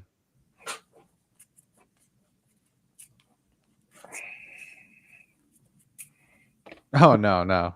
Yeah. So, okay, good. Let's see. Man, I don't know. For New Orleans, it'll be funny. I had him taking an edge. Here's edge rusher. Hey, Seth, it's like this. Hey, Seth, what do you think about this play? You go, like, what does that mean? You're like, dog. Oh, okay. I get it. Yeah, he's barking. Right. Okay, so we're at pick 24, right?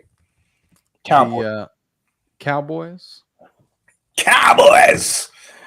How about the Cowboys? Oh, to answer your other question, I had the Saints take in edge rusher Jared Verse. Great choice. Oh, from Florida State. Yeah. Wow, great choice. Wait, I thought we sent him already.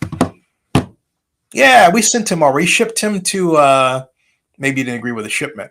I thought that Jared Verse went all the way up at the Titans. I had him going to pick 7 to Titans. That's okay. Yeah, you said edge rusher. I said cornerback. Yeah, that's what it was. Yeah. I think either would be good, but I think just with the way that their defense is getting a little older, they could use the help a little bit more up front. Mm-hmm. I got no problem with that. And then just jumping down back to Dallas. Yeah. Dallas, I want to say that they need just a little bit more corner help because they're not able to shut down these bigger teams, these high output offense teams. Mm-hmm. And let's see, cornerback had most of the guys kind of gone, but I think Kool-Aid McKinstry out of Alabama would be good for him over there if I didn't already have him taken. Another guy that is he definitely wouldn't be going in the first round, but definitely caught my eye as I've been watching some tape and going through the prospects. Mm-hmm. Mike Sanistril. Sanristril, he out of Michigan. Mike Sanristril. Yeah. So I got some notes on this kid. Michigan player. He's technically a 3-way player because defensive back, wide receiver, could totally be punt returner. Mm-hmm. Great hands. Since he's a DB. He really knows how to use his hips. He's got great vision since he's playing on both sides of the ball. What are his stats? What's that? What are his stats? I don't have his stats. I just took some notes on like what I thought about him as I was watching him play. I mean, there's route running ability, really clean, able to get like lots of separation, lots of yak ability. I mean, the guy's tough. I mean, it took like 3 or 4 guys to bring him down on almost every play I was watching. So just, I mean, a real tough physical player. He plays low down in the box, and so he's really good against the run. He had a couple sacks. He had multiple interceptions. Dude's just got a really high football IQ, versatile player. So definitely a guy to look out for in those like second or third rounds. He's got let's see here, games played 15 this year or 14 the year before, 684 defensive snaps this year, missed. That's 5 less than the year before. He had 372 coverage snaps this season, last season, rather than 416 the before. 29 receptions, it says. And I've got all that. I just want to know one thing. He's a cornerback. Did he intercept any passes? Yes. Okay, that's what I want to know. Interception stats. Okay. 5 interceptions. This is what I want to hear. 5 interceptions. Okay, cool. All right, I'm happy now. If he's doing all that kind of like eye stuff and you're judging everything and got no numbers, I ain't drafting him. Unless there's a reason he didn't play. But if this kid played, all right, he has 36 total tackles. Okay. Hey, Siri. 36 divided by 8. 6 divided by 8 is 0.75. No, hey, Siri, 36 divided by 8. 36 divided by 8 is 4.5. That's 4.5 tackles a game. That's contributing. Yeah. That's contributing, all right? That was in 2023, Rishi. Now, the year before, he had 58. He doubled his output. That means this dude was major league. Okay, draft him. Sold, bucket, book it. Next. Got it. And this is just on Twitter here from Ian Rappaport 8 minutes ago. Potential top overall pick USC quarterback Caleb Williams will wait until his pro day to throw and work out for scouts. Sources say he'll be in Indianapolis for the NFL scouting combine, but not he won't throw for teams. So anybody wanting to see Caleb Williams is going to have to wait just a little bit longer. He won't throw for teams at the combine. He'll probably throw for private workouts, but that's smart. I mean, look, let your tape stand for itself. Yeah, because no one, can't really draft you off the underwear Olympics. Well, there have been people who fell. I mean, as I was saying to Bill Carroll a few weeks ago, I'm not a guy who feels comfortable looking at a dude and trying to figure out what he's going to do based on his body. And I'm sorry, I like Miss America. No, Miss America. I'm not a Mr. America fan, okay? For me, football is about numbers. What did you do on the field? Because you could look a certain way, could look this way or whatever, but if you didn't do it on the field, it's a guess. Mm-hmm. It's a guess. I highly recommend everybody go to the combine at least once. I've been twice. But for a long time, I had the attitude of my friend Mike Silver. He's a draft dodger. In fact, there's a clip, I have to play this, because he would say that right up until when he had to go to the draft, and I was really cracking up. So I was interviewing him. NFL Mike Silver. This was when we had the luncheons at Chelsea Piers. This was 15 years ago. Hold on a second. I'm dying to just play this because it's kind of funny. It was like, where is it? I'm gonna get you, Mike. Yeah, I'm gonna get you, sucker. Here we go, right here. Here it is. All right. This is Cal Franz. This is the legendary Mike Silver from Daily Cal, Sports Illustrated, and now Yahoo. That's right. Mike, what do you think of the luncheon? In the past, you were Draft Dodger. I know you're not going Saturday, but you're here. Well, Zenny, it's very hard to evaluate a luncheon when you haven't actually eaten yet, so I don't know exactly what to say to that. I see it looks like maybe some iced tea or... Yeah, it looks like it, yeah. Iced tea is exactly what I need right now. But it's not spiked, though. As long as it's not sweet tea, which I'm guessing here in the north of New York City it would not be, I would give it a thumbs up. I am not a big draft guy. I think, first of all, it bothers me for three reasons, macro reasons. First of all, I think it's unconstitutional. I think it restrains people's chances of going out and selling their services to the highest bidder. They are assigned after, the free farm. You say this is modern slavery? Well, that brings us to my second objection, which is I do believe there are some, slave trade overtones. Yes, I agree. And, certainly at the combine, up at the podium, which I've written about. And the third thing would be the psychosexual element. Is that like homoeroticism? Yeah, but with a little bit, there's nothing wrong with homoeroticism in and of itself. It's the disturbing older males inspecting the young males, musculature with a gleam in their eye, talking about how they're in love with them. Again, that's right. Not that there's necessarily anything wrong with a September, May, or May, December man-on-man relationship, but it doesn't seem as consensual to me from the perspective of the young person in this case. So, other than that, I'm a big fan of the NFL draft. I think it's a great thing. I'm also struggling to hold my camera steady. What do you think about Darren McFadden and the whole character situation? And why is it that, I'm going to ask you, why is it that in my experience with the draft, things like a character issue is always involved with a black athlete? You never have a white athlete deal with that question. Right. Remember Ryan Leaf and all that? Right. Or, for example, a guy like Jared Allen who had 2 DUIs within 3 months, DUI arrests, has just been given $31 million in guaranteed money and a team traded 3 draft picks. He's got to be a great player.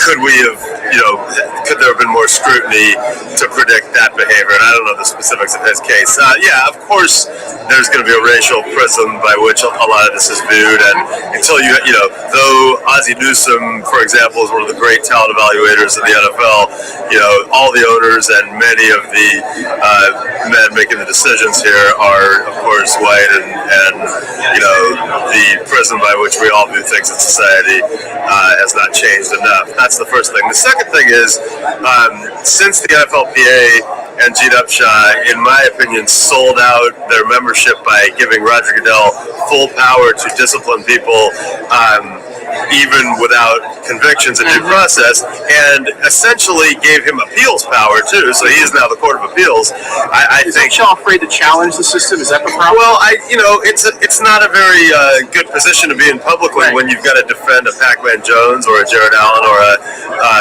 Michael Vick. Right. But the NBA Players Association sucked it up with Latrell Sprewell, and he's a these are dues-paying members to your union, and you as a union have to advocate for their rights. Like, for example, the Michael Vick situation. He is suspended indefinitely, and I think what they're going to do is wait till he gets out of jail and then tack on a year. That's preposterous.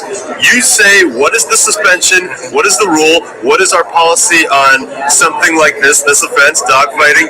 It is X amount of time suspended. What happens to him? As opposed to moving the goalposts. Right, you can't move the goalposts like that. And I would be arguing those things if were I in position to represent these players, and thankfully for them I'm not. But I believe someone watch this and say he would be pretty good. Well, I would at least, I would, bloody my knuckles. I don't care if people out there are saying, the NBA or the NFLPA doesn't want to clean up player behavior. Of course we do, but we also represent these players, and some of them are wrongly accused, and and you can start, you can say Duke lacrosse or whatever situation you want, and say there have been rushes to judgment, and I think that all of that is wrong. So given all of that, of course teams are going to be paranoid about character, because now you could lose a guy. Pac-Man Jones was the 6th pick in the draft. If you evaluate him as an athlete, that was a steal. If you evaluate him as he just got traded for a 4th-round conditional pick, so it was a disaster. If Darren McFadden, for example, were a guy with bad character issues, it would be a ripoff. It's just a business decision. Now, in his particular case, it'll be interesting because, it's not like Lawrence Phillips, where it jumps out at you. He hasn't been accused of dragging girlfriend down some steps, by her hair, and all that stuff. Right. And on the other hand, I do think that running back, take away the character part, running back is the toughest position, in my opinion, to predict from college success to NFL success. And some guys just get what an NFL hole is, which is not much, and you're running on faith. And some guys, it just turns out we're outrunning guys slower than them, and it doesn't translate well. With all of that said, I think he's a guy who I would think would translate well because he's doing it in the SEC. If we learned the hard way when Cal went down to Tennessee. Yeah, if you've got speed in the SEC, you're fast. And which Cal notes. Mike Montgomery, what do you think? The greatest thing to happen to the program in a long time. It just. I'll freeze it there because we were talking about Cal, but that was Seth. That's two dudes talking frank. Okay. Yeah. I mean, you don't hear that a lot. Okay. And that's why the other reason I played it is because, it's important for people to realize the history of the draft and what people are thinking about. And, the racial overtones to all of this that I'm reacting to. And they're still with us today. And so, and it's great. I played that, for that reason, aside from the others, because it reminded me of why I didn't focus on going to the combine. Now, why did I change? Frankly, because the combine became a bigger thing in terms of coverage and in terms of what a media organization does. And also it was a function and is a function, and a very important one, of the increase in importance of the college football athlete post NIL, leading up to an NIL, name, image, and likeness, and then beyond it. Okay, and so that's why. But it's also why I talk about what he was talking about. Tom Gondon was right in the middle of that, and how certain white players are being hyped because people were saying, well, hey, this is an idea that goes back to Jimmy the Greek when he was on CBS saying, hey, look, if the blacks, as he called it, started playing quarterback, there would be no jobs for the white folks. And that's not true. But that's how they thought. And see, some people still have that idea. Yeah, totally. So it's and it's communicated in the media. What happens is that people read it and they assume, oh, this person's been there and therefore they know, and they don't. Or this is a credited source, so I'm going to take it as 100% fact. Because they see it in print. And it's easy to go online and go, aha, see, I told you this person wrote this, when that person is wrong, and you have to be the one person out there, because a lot of this is groupthink. In other words, the American Psychiatric Association said that the production of fake news is generally to satisfy a group. Yeah. This group believes or wants everybody to believe this piece of this idea, regardless of whether or not it's true for another agenda. Right. And that really happens in the NFL. And the league knows it. And I pointed out to the league many times, so is Mike, we said, and we're still part of the league, right? Mm-hmm. So, that's what this is what the fourth estate does. That's in its best example. The fourth estate holds in check the organization to make sure they're doing the right thing, even during the draft, especially during the draft. So there you go. Well, see, I'm gonna make sure who we got here for the Dallas Cowboys. We'll get through these last 8 here. I gotta go grab some dinner here in a little bit. But Oh, sorry about that. You should have told me to shut up. oh no, you're all right. Let's see. Getting through. I think for Dallas. Hush. I would have said thank you very little. I'm sorry. Go ahead. No, I can't remember exactly who I had. I initially had Jerzon Newton going to Houston, but in somewhere along the way, I think I sent Jerzon Newton to man, where did I send him? What the hell?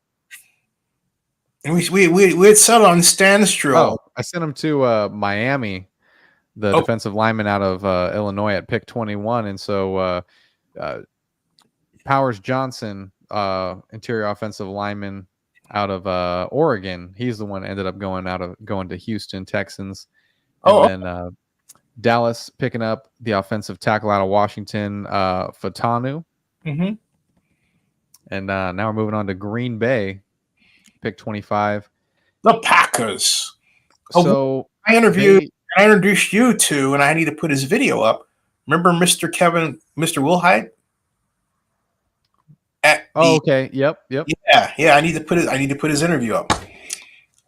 Bad. I'm sorry. Anyway, God, you were saying. I think there's a lot of offensive players here that are still kind of higher up, and I think the Green Bay Packers can afford to trade back here a little bit with probably Baltimore. Let's see.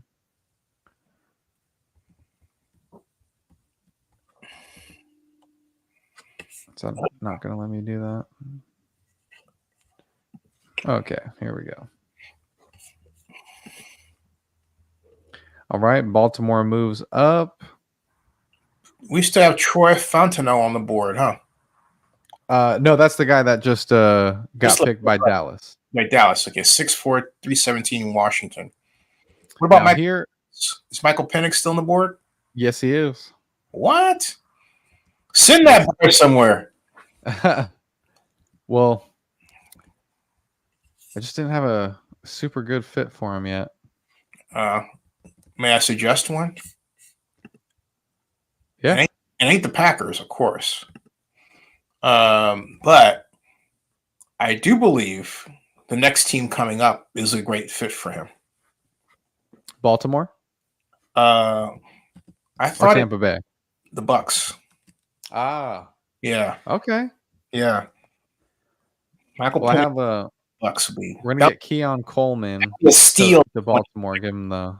If that happens, that would be a steal at 26. Complete steal. Oh yeah. Let's see. And I can see that he would be falling anyway. He did really well at the Senior Bowl. He didn't play the game, but during the week he was the best quarterback. True. You know, we still have Spencer Rattler on the board. He went 4 for 4 at the Senior Bowl. Yep. Yeah. So, excuse me. Lots of depth in the draft. Yeah. Woo. Arizona Cardinals. See, they already grabbed a wide receiver here. It says they need an edge rusher. Des Moines Robinson. Penn State. Great choice. All right, now Buffalo Bills at pick 28. They I almost want to give him an offensive tackle. Do it. But I think I'm going to give him Graham Barton out of Duke, interior offensive lineman. Because my thought is, look. Oh no, I wanted a linebacker. If you have that many offensive tackles that are that good in this draft board, then you can pick up. Well, no, that's not true. You're right. Get these guys now. You get your OT later. Yeah. So you're gonna take? No, they're gonna trade with Cincinnati. Oh no, not Cincinnati. Well, let's say if they stayed put, what would they do? If they stayed put, Buffalo. Yeah. Because I think if they stayed put, what the Bills would do, excuse me, is I believe they take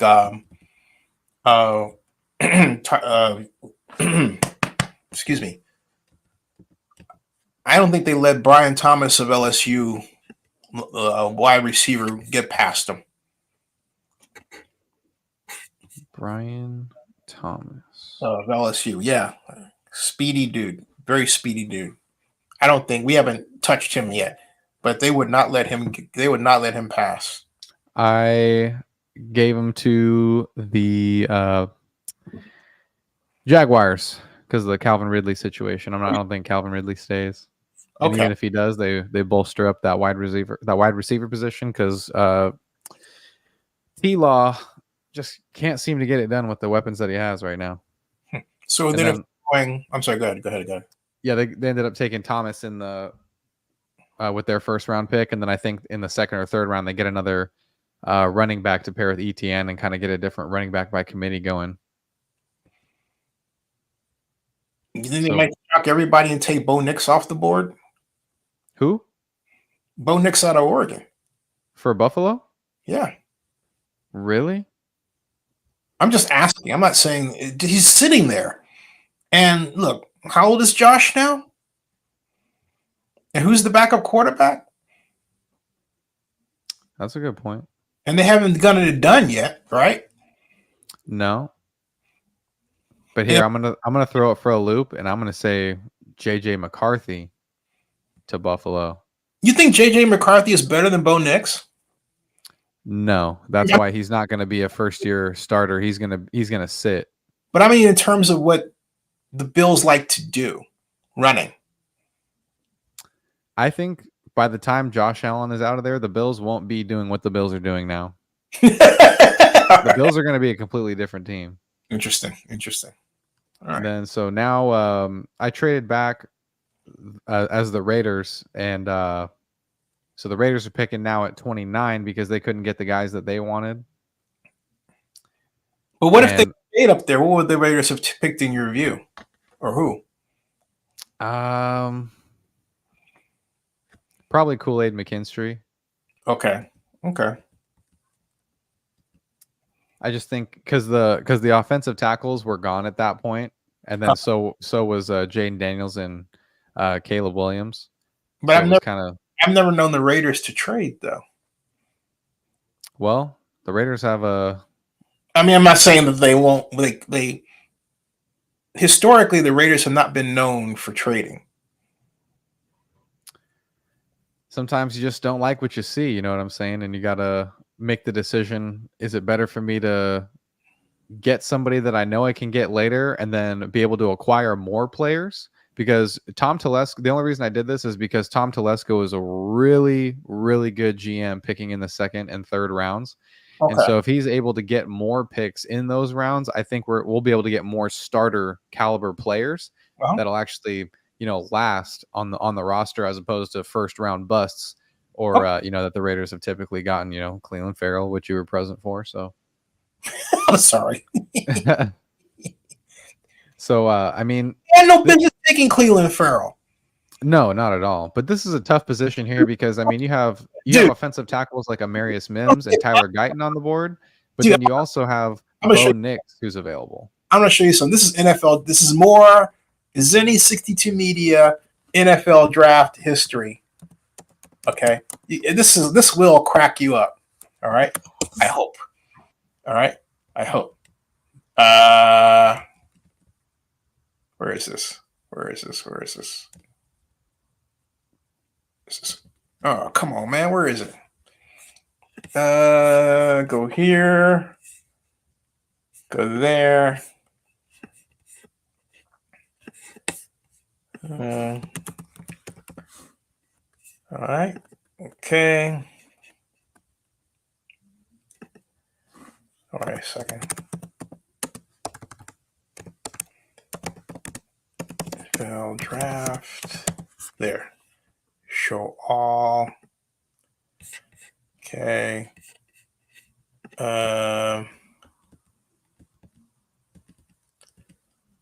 Is it Devin Smith? No, it wasn't him. Okay. Oh, yeah, here he is. It is. Right here. This is Devin White. Oh, wow. Yeah. This is Devin White right here, folks. I'm going to put him up here, right? Okay. when he was drafted, we have the interview here at Zennie62. We have a lot of people. And I want you to hear what I said to him when he was drafted. All right.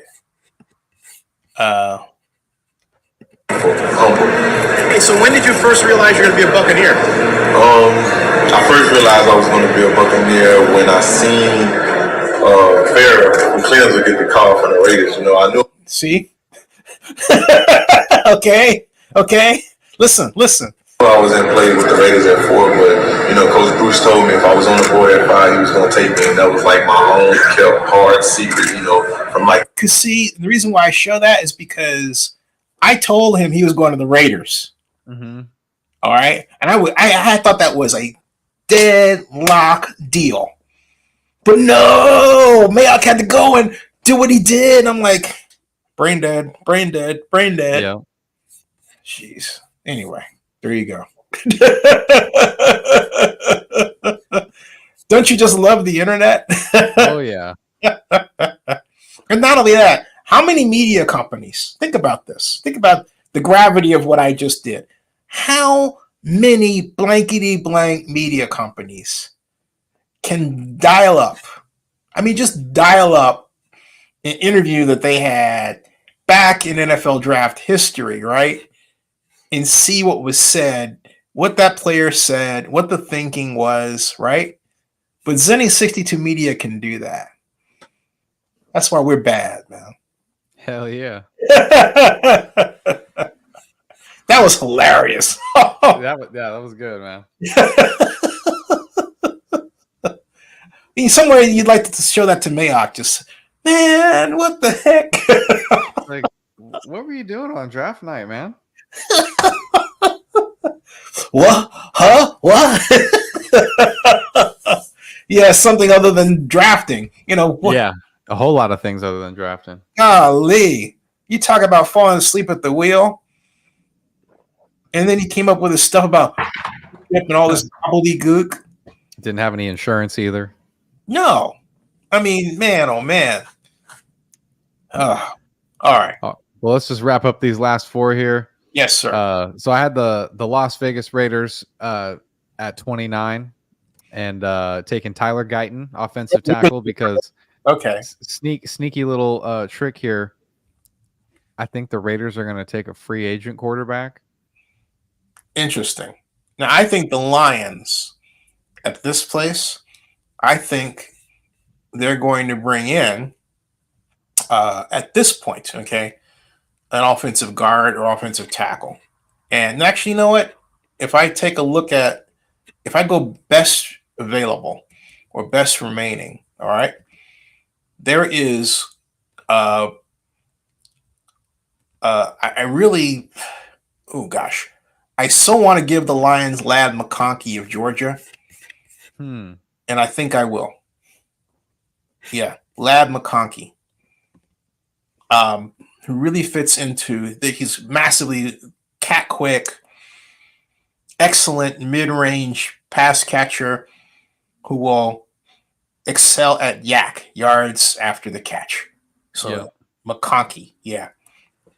So there you go. All right. So we got now the Ravens. Biggest lead. Which I also had them trading with the Green Bay Packers. So the Ravens had traded up. Got Keon Coleman at pick 25. And the Green Bay Packers sitting at pick 30. Take cornerback out of Missouri. It's like his name's like Ennis Rakestraw Jr. Okay, but who would the Ravens pick at 30? At 30, but who would the Ravens pick at 30? I would say, I think the order of the players stays the same. The reason why I traded the teams is because I felt like for the player available, like they wouldn't pick that player there. Mm-hmm. I mean, essentially, if the Ravens were still at 30, I think they would still take Rakestraw Jr., cornerback out of Missouri. Mm-hmm. I'm going to send them to Tavian Sanders, the wide receiver out of Texas. Ooh. A tight end. Actually, if I said wide receiver, I meant tight end. The tight end. Yeah. because they are in need of a fast young tight end, Mm-hmm. and that's why I'd send them. The Ravens, they're top notch.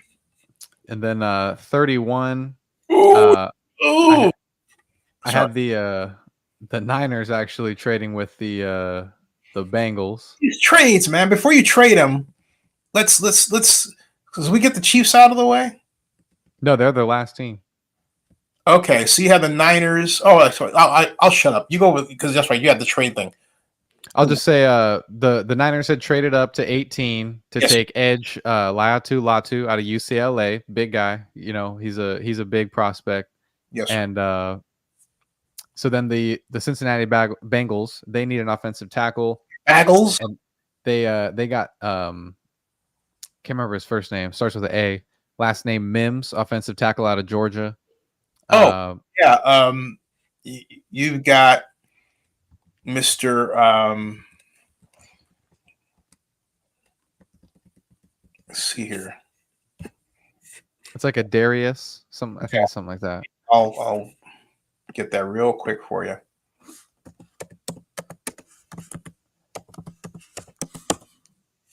Amarius. Yep. Amarius. Mims. Yep. Played at right tackle in 7 games, making 6 starts, injured in conference opener against South Carolina, returned from injury. 6'7", 7'1" wingspan. And big dude. What I think about when I think of Amaris, having seen him out here though, is the fact that this guy will run over you. Mm-hmm. Got quick feet. Mm-hmm. Right. And for a guy that big to be able to anchor the way that he does is something that you kind of look for in a prospect like that. Yeah. He's going to be like on the right, like the man with the Raiders drafted, who was on the left tackle, who had the long hair, was my friend. I didn't see him in a long time. It's a white guy. What's his name? Not Colton Miller. No. This is he came way before he became before Miller. This goes back to 2000. I want to say 2007, something like that. We drafted him in the first round. Heck of a nice dude. Just I wonder what happened. We really hit it off. Him. We wound up watching LL Cool J at the Miami Super Bowl in 2009. Zach Miller. Zach, yes. No, not Zach. No. Offensive tackle. Let me see here. He went to Washington Raiders. OT. NFL draft. First round.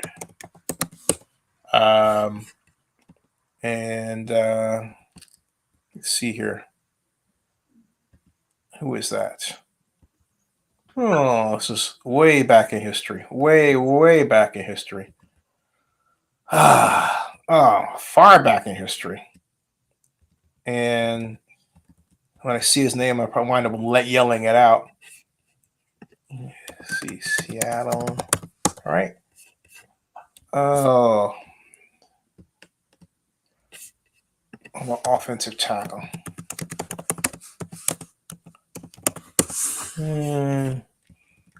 Lincoln, no, it's not Lincoln Kennedy. What's this guy's name? Draft Gallery? Yeah, Robert Gallery. Robert Gallery. Oh, yeah. He was drafted in 2004. Robert, that's how far back we go. Robert Gallery. Yeah. I haven't seen Robert in so long. Robert's a guy, he is a beer and shot guy that he just is a comfortable dude. You know, he's not on airs. You walk by him and have no idea who you just walked by. Mm-hmm. Just mellow, Mr. Mellow. When you think of cool ass MFer, that's him. I'm serious, man. I love that guy. I'm sorry I didn't keep in better in touch with him. Not I had I did have his number actually, but I don't bug people about stuff. Probably should, but whatever.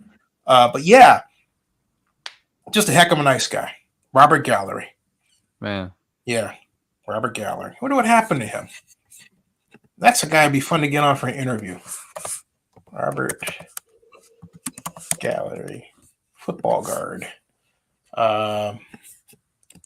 Let's see here. He is now a coach at Iowa. How about that? Wow. Yeah. Play 8. His alma mater. Yeah. He's played. Let's see here. What's he doing now? He is coached career history. Let me scroll down here. Professional career beyond that. Retired. Doesn't say what he's doing after that. Iowa Hawkeyes bio. What does Robert Gallery do now? Robert Gallery currently owns Vintage Trucker LLC, a company that supplies classic American-made cars to pro athletes. That's cool. Yeah. He married Becca McCann, a player. Good for him. Yeah. Like I said, I'm very happy for him. That'll be fun to just reach back and get in touch with him.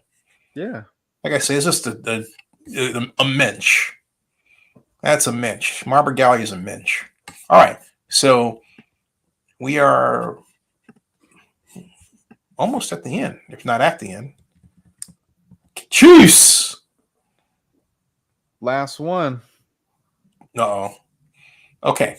Biggest needs: defensive tackle, wide receiver, cornerback, running back, and OT. So I believe that the Chiefs will, among the best remaining players available, get Chris Jenkins out of Michigan, defensive tackle. Really? Yes. Interesting. Yes. What do you think? I have them taking Troy Franklin, the wide receiver out of Oregon. He's been Good one. He has been increasing his production every year. Mm-hmm. Last year, this last season, over 1,300 yards receiving on 81 receptions. So, I mean, dude's got some production, 14 touchdowns, and a long of 84 yards. So, dude can run. I'd be really interested. I'm really interested to see what his 4.40 time looks like. So, I kind of think that the Chiefs need some wide receiver help for sure.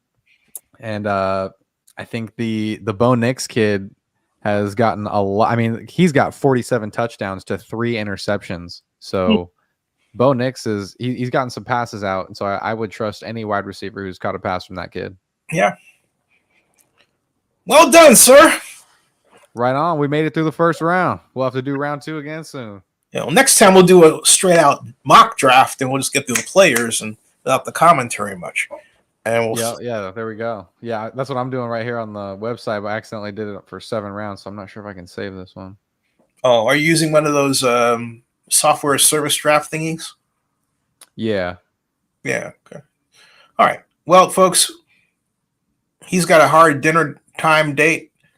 I've got some more work to do, so we're going to end this stream. Stick around in the background, Seth. Absolutely. Folks, if you haven't done so before, subscribe to Zennie62 on YouTube. That ends this broadcast.